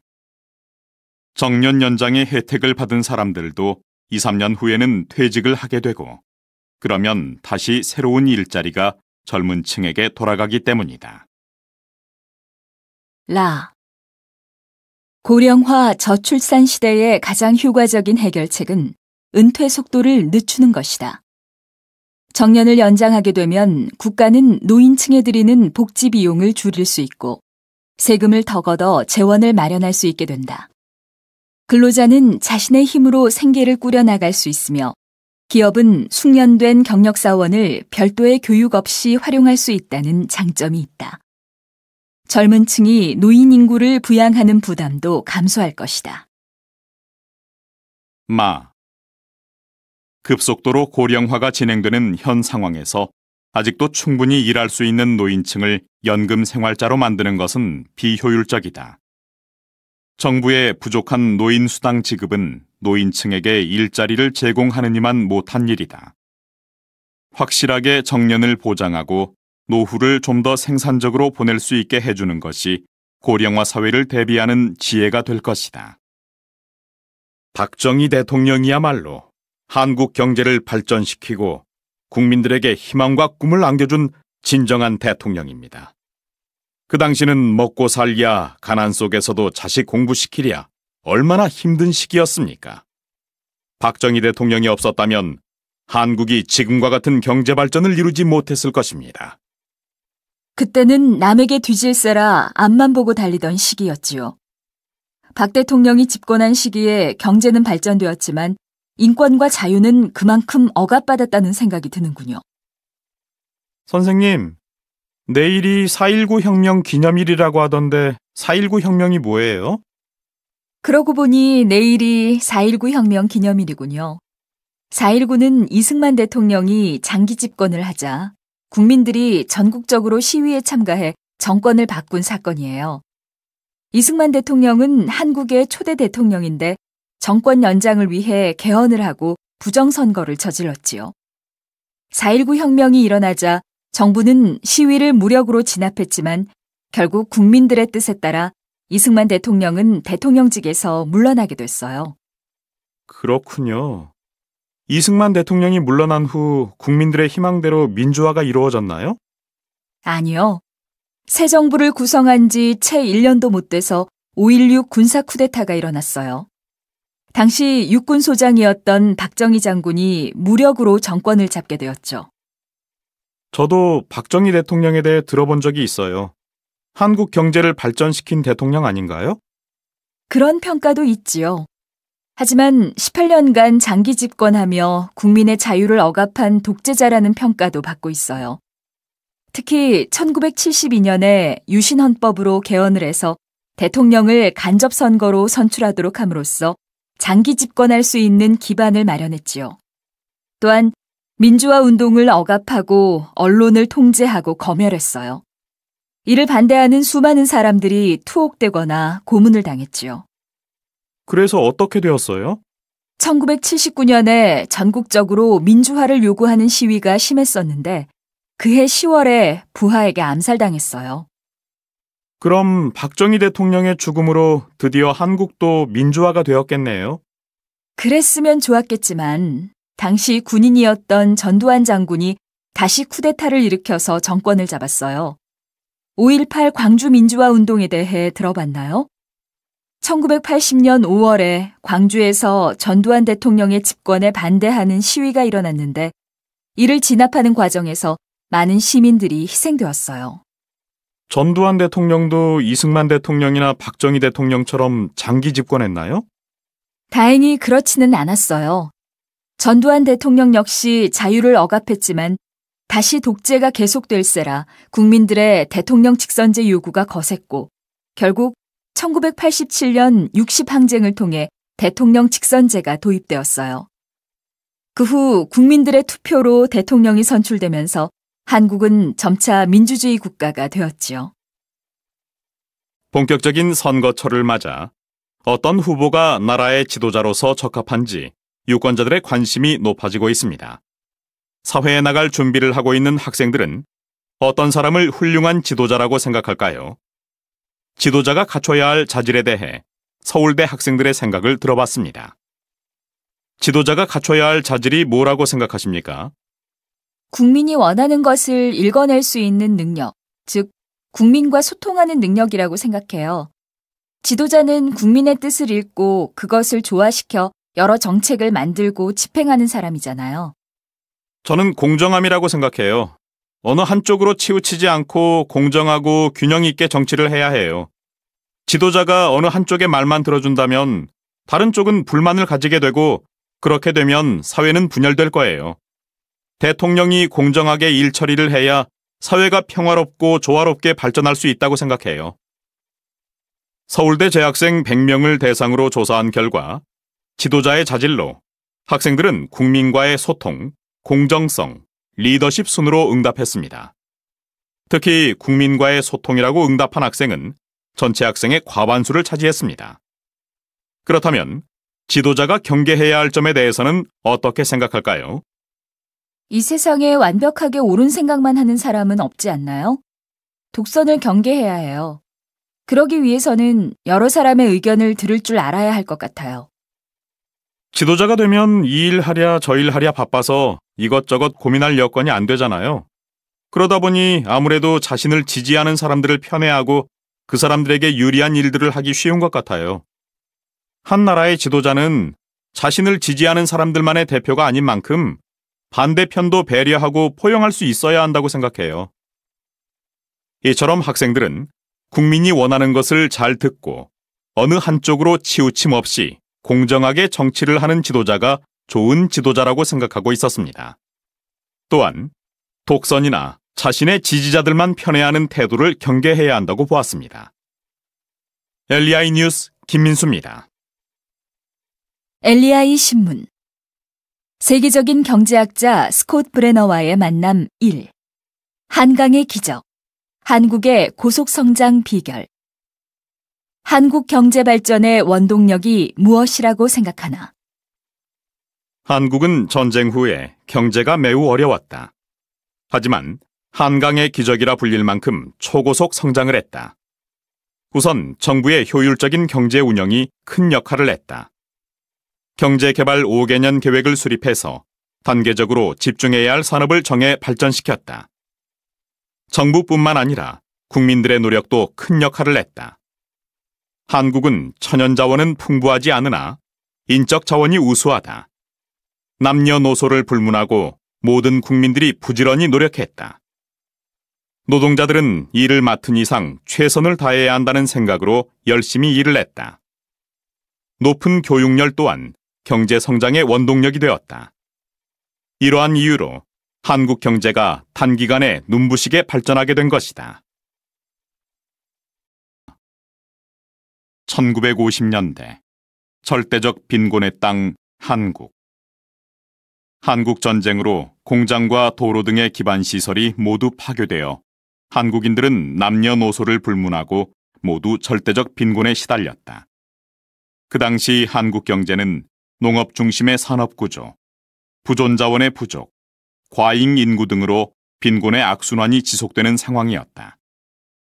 산업 기반 시설과 기술이 전무해 수출을 한다는 것은 거의 불가능했고, 밀가루, 옥수수와 같은 해외 원조에 전적으로 의존하고 있었다. 당시 산업이란 원조 물자인 밀가루, 옥수수, 설탕 등을 가공해 파는 것이 대부분이었고, 수출품은 흑연, 철광석, 중석 등 광산물이 대부분이었다. 1960년대 계획경제와 경공업 한국의 본격적인 산업화는 1960년대 경제개발 5개년 계획이 실시되면서부터이다. 박정희 대통령은 1962년에 제1차 경제개발 5개년 계획을 실시하면서 값싼 노동력을 활용해 수출 주도형 산업구조를 마련했다. 1968년 구로동에 수출산업공단인 구로공단을 준공하면서 수출량은 더욱 늘어나 경제가 빠르게 성장하기 시작했다. 1960년대에는 합판, 가발, 신발 등 경공업 제품의 수출이 총 수출 규모의 80%를 차지했다. 급속한 산업화로 인해 일자리를 찾아 농촌 인구가 대거 도시로 이동하는 이농 현상이 심화되면서 도시 빈민층이 생겨나고 도시 변두리에는 판자촌, 달동네가 형성되었다. 1970년대 중화학공업의 시작. 1970년대에는 경공업에서 중화학공업으로 산업 구조가 점차 바뀌었다. 이때 처음으로 철강을 생산했고 조선소를 세워 배를 만들기 시작했다. 같은 시기에 반도체 조립을 시작해 현재와 같은 성장의 기반을 마련했다. 이때도 여전히 의류와 섬유가 수출 품목 1위를 차지하기는 했지만 철강과 선박, 기계류도 수출품 중 35%의 비중을 차지했다. 1977년 한국은 아시아에서 일본에 이어 두 번째로 수출 100억 달러를 달성했다. 서울과 부산을 연결하는 경부고속도로 개통은 한국 경제 발전에 큰 기여를 했다. 경부고속도로의 개통으로 생산품을 소비시장과 신속하게 연결할 수 있게 된 것이다. 1970년대 후반에는 국내 건설사들이 중동에 진출한 후 외화를 획득해 한국 경제 발전에 많은 도움을 주었다. 라. 1980년대, 90년대. 고속성장과 산업구조의 다변화. 1980년대에 들어서면서 한국 경제는 13%의 고속성장으로 상당한 호황을 누리게 되었다. 1인당 국민소득 1만 달러를 달성하면서 중산층이 증가하게 되었고, 실제로도 자신을 중산층이라고 생각하는 사람이 국민의 70%를 넘었다. 자동차를 100만 대 이상 팔아 자동차 수출국의 이름을 얻게 되었고, 냉장고, 세탁기 등 가전제품의 수출로 세계 시장을 넓혀갔다. 1990년대 한국 산업의 주역은 단연 반도체였다. 1998년에는 일본 업체를 추월해 세계 1위 반도체 수출국으로 자리 잡게 되었다. 그러나 그동안 정부가 실시한 대기업 중심의 선성장 후분배 정책의 부작용이 드러나기 시작했다. 이후 정부의 시장 개입이 지속적인 성장을 저해야 한다고 판단한 정부는 민간 주도의 경제발전 체제를 확립할 수 있도록 경제 자율화의 기반을 마련하고자 했다. 마. 1997년 IMF 외환 위기. 한국의 고속 성장은 여러 가지 문제점을 내포하고 있었고, 이는 1997년 IMF 외환 위기로 나타났다. IMF 경제 위기로 많은 기업들이 부도로 쓰러졌고, 정리해고와 구조조정으로 실업자가 크게 증가하게 되었다. 하루아침에 생활 기반을 잃은 사람들은 노숙자로 전락했다. 국민들은 금모으기 운동으로 힘을 합쳐 IMF 위기를 이겨냈지만 사람들의 의식은 많은 변화를 겪었다. 경제를 계속 발전하는 것으로 여겼던 사람들의 생각이 달라졌으며 자신을 더 이상 중산층이라고 생각하지 않게 되었다. 정부가 지속적으로 추진해온 선성장 후분배 정책으로 빈부격차가 심해졌고, IMF 경제 위기 이후에는 부익부 빈익빈 현상이 더욱 심화되었다. 이제는 절대적 빈곤이 아니라 상대적 빈곤을 해결해야 할 시기가 되었다.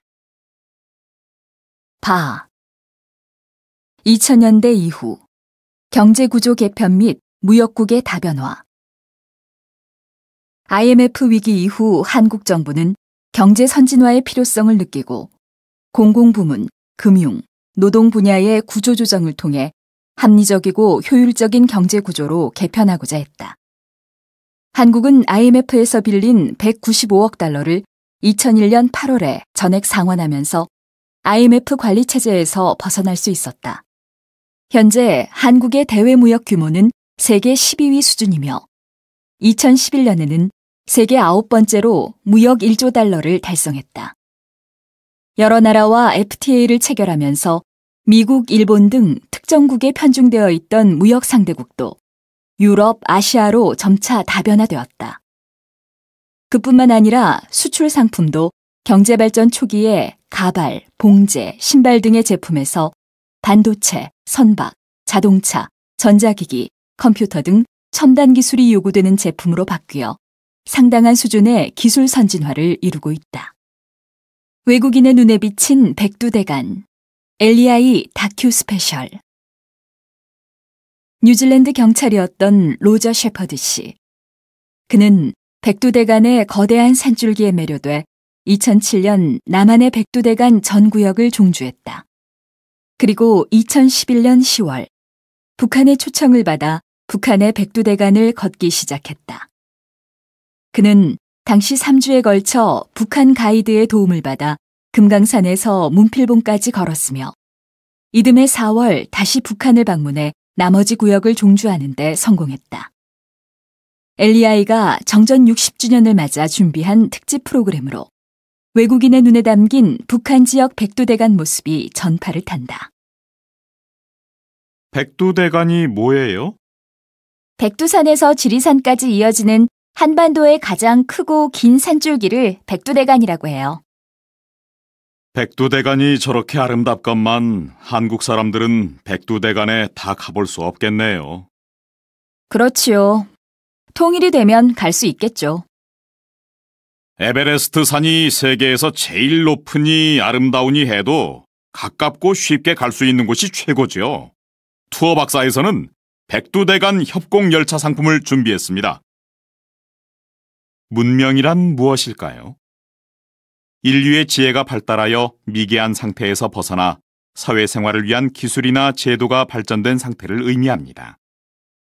문명이 생기는 요건으로는 청동기의 사용, 문자의 발명, 계급 발생에 의한 도시국가의 출현 등을 꼽을 수 있습니다. 세계 4대 문명은 세계에서 가장 먼저 문명을 발달시킨 4개 지역을 이룹니다. 나일 강변의 이집트 문명, 티그리스 유프라테스강 유역의 메소포타미아 문명, 인도의 인더스강 유역의 인더스 문명, 중국 황허 유역의 황허 문명을 들 수가 있습니다. 그렇다면 처음으로 문명이 만들어진 곳들은 어떤 공통점이 있을까요? 인구가 많아야 하느니 기후가 좋아야 하느니 해도 문명이 발생하려면 풍부한 식량이 있어야 합니다. 우선 농사를 지으려면 곡식을 심을 넓은 땅과 물이 반드시 필요합니다. 이 2가지 조건을 모두 갖추고 있는 곳이 바로 강 주변입니다. 대개 큰 하천의 하류에는 넓은 평야가 나타납니다.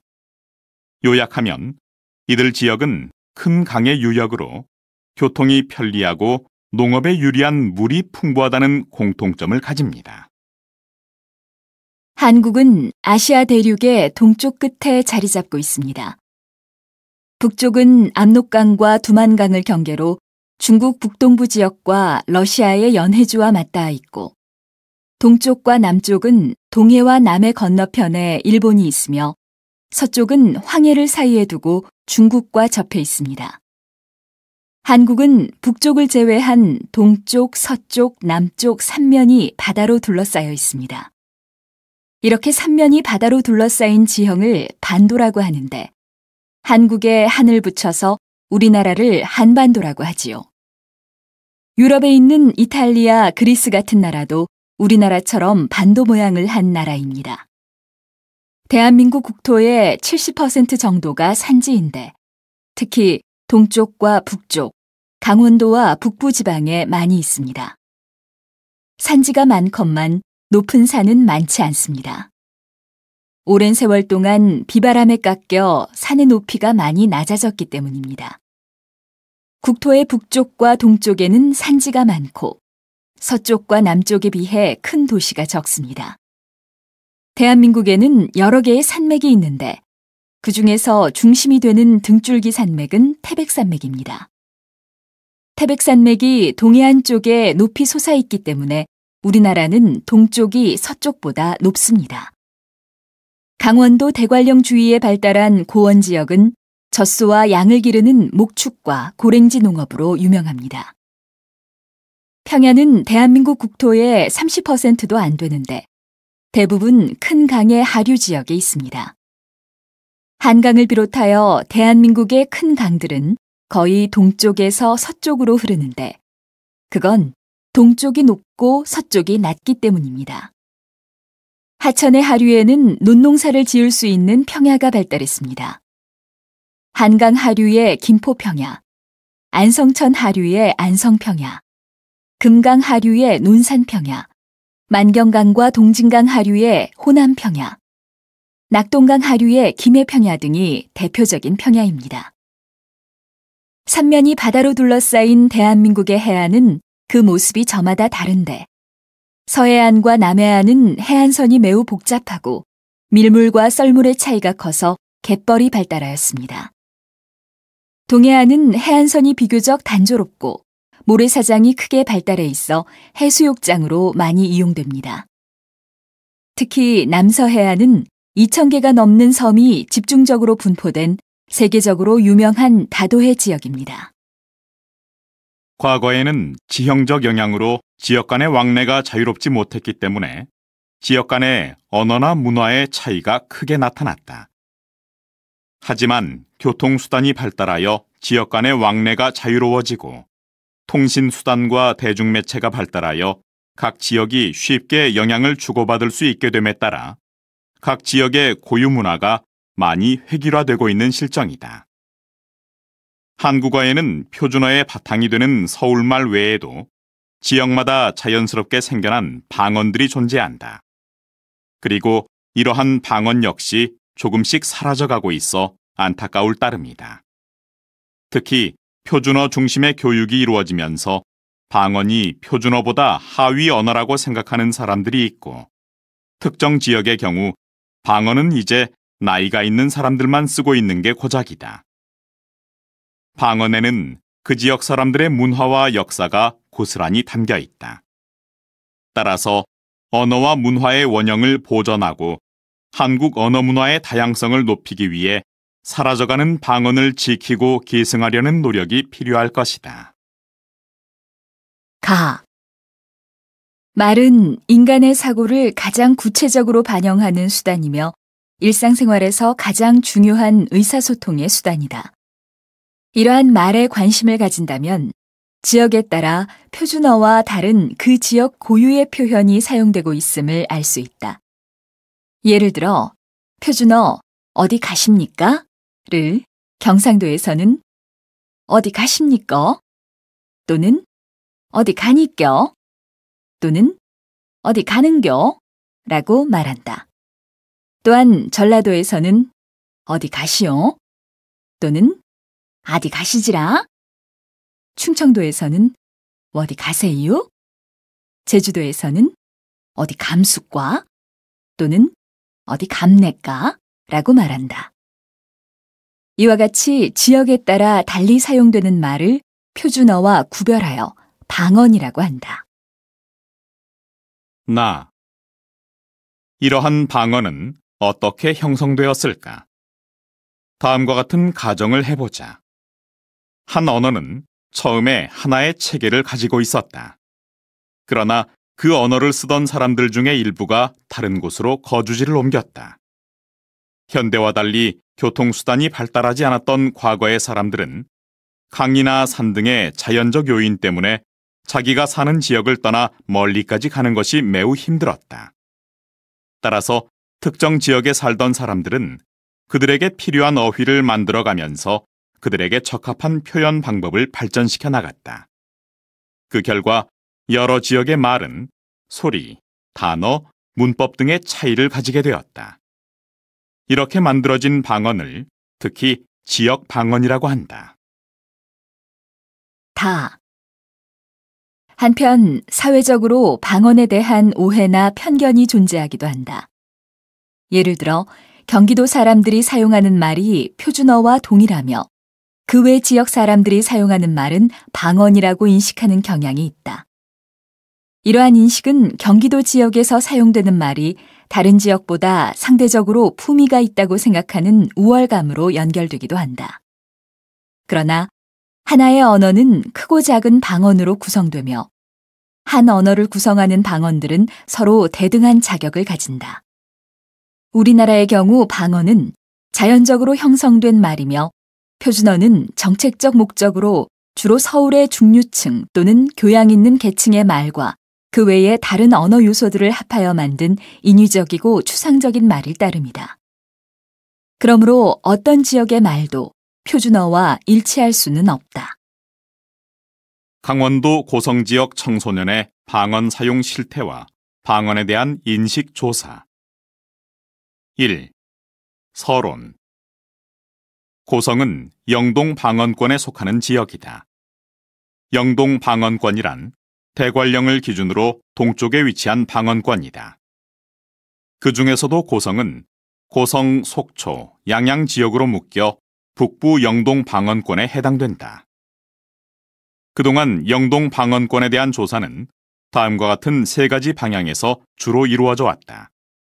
첫째는 방언의 성조에 대한 조사이고, 둘째는 방언의 의문에 대한 조사이고, 셋째는 영동과 인접한 지역의 다른 방언과 비교하는 조사이다. 하지만 지금까지의 조사에서는 청소년만을 대상으로 한 조사가 거의 없었다. 따라서 본 조사에서는 강원도 고성 지역 청소년들의 방언 사용 실태를 파악하고 방언과 표준어에 대한 인식이 어떠한지를 밝히고자 한다. 본 조사의 방법은 다음과 같다.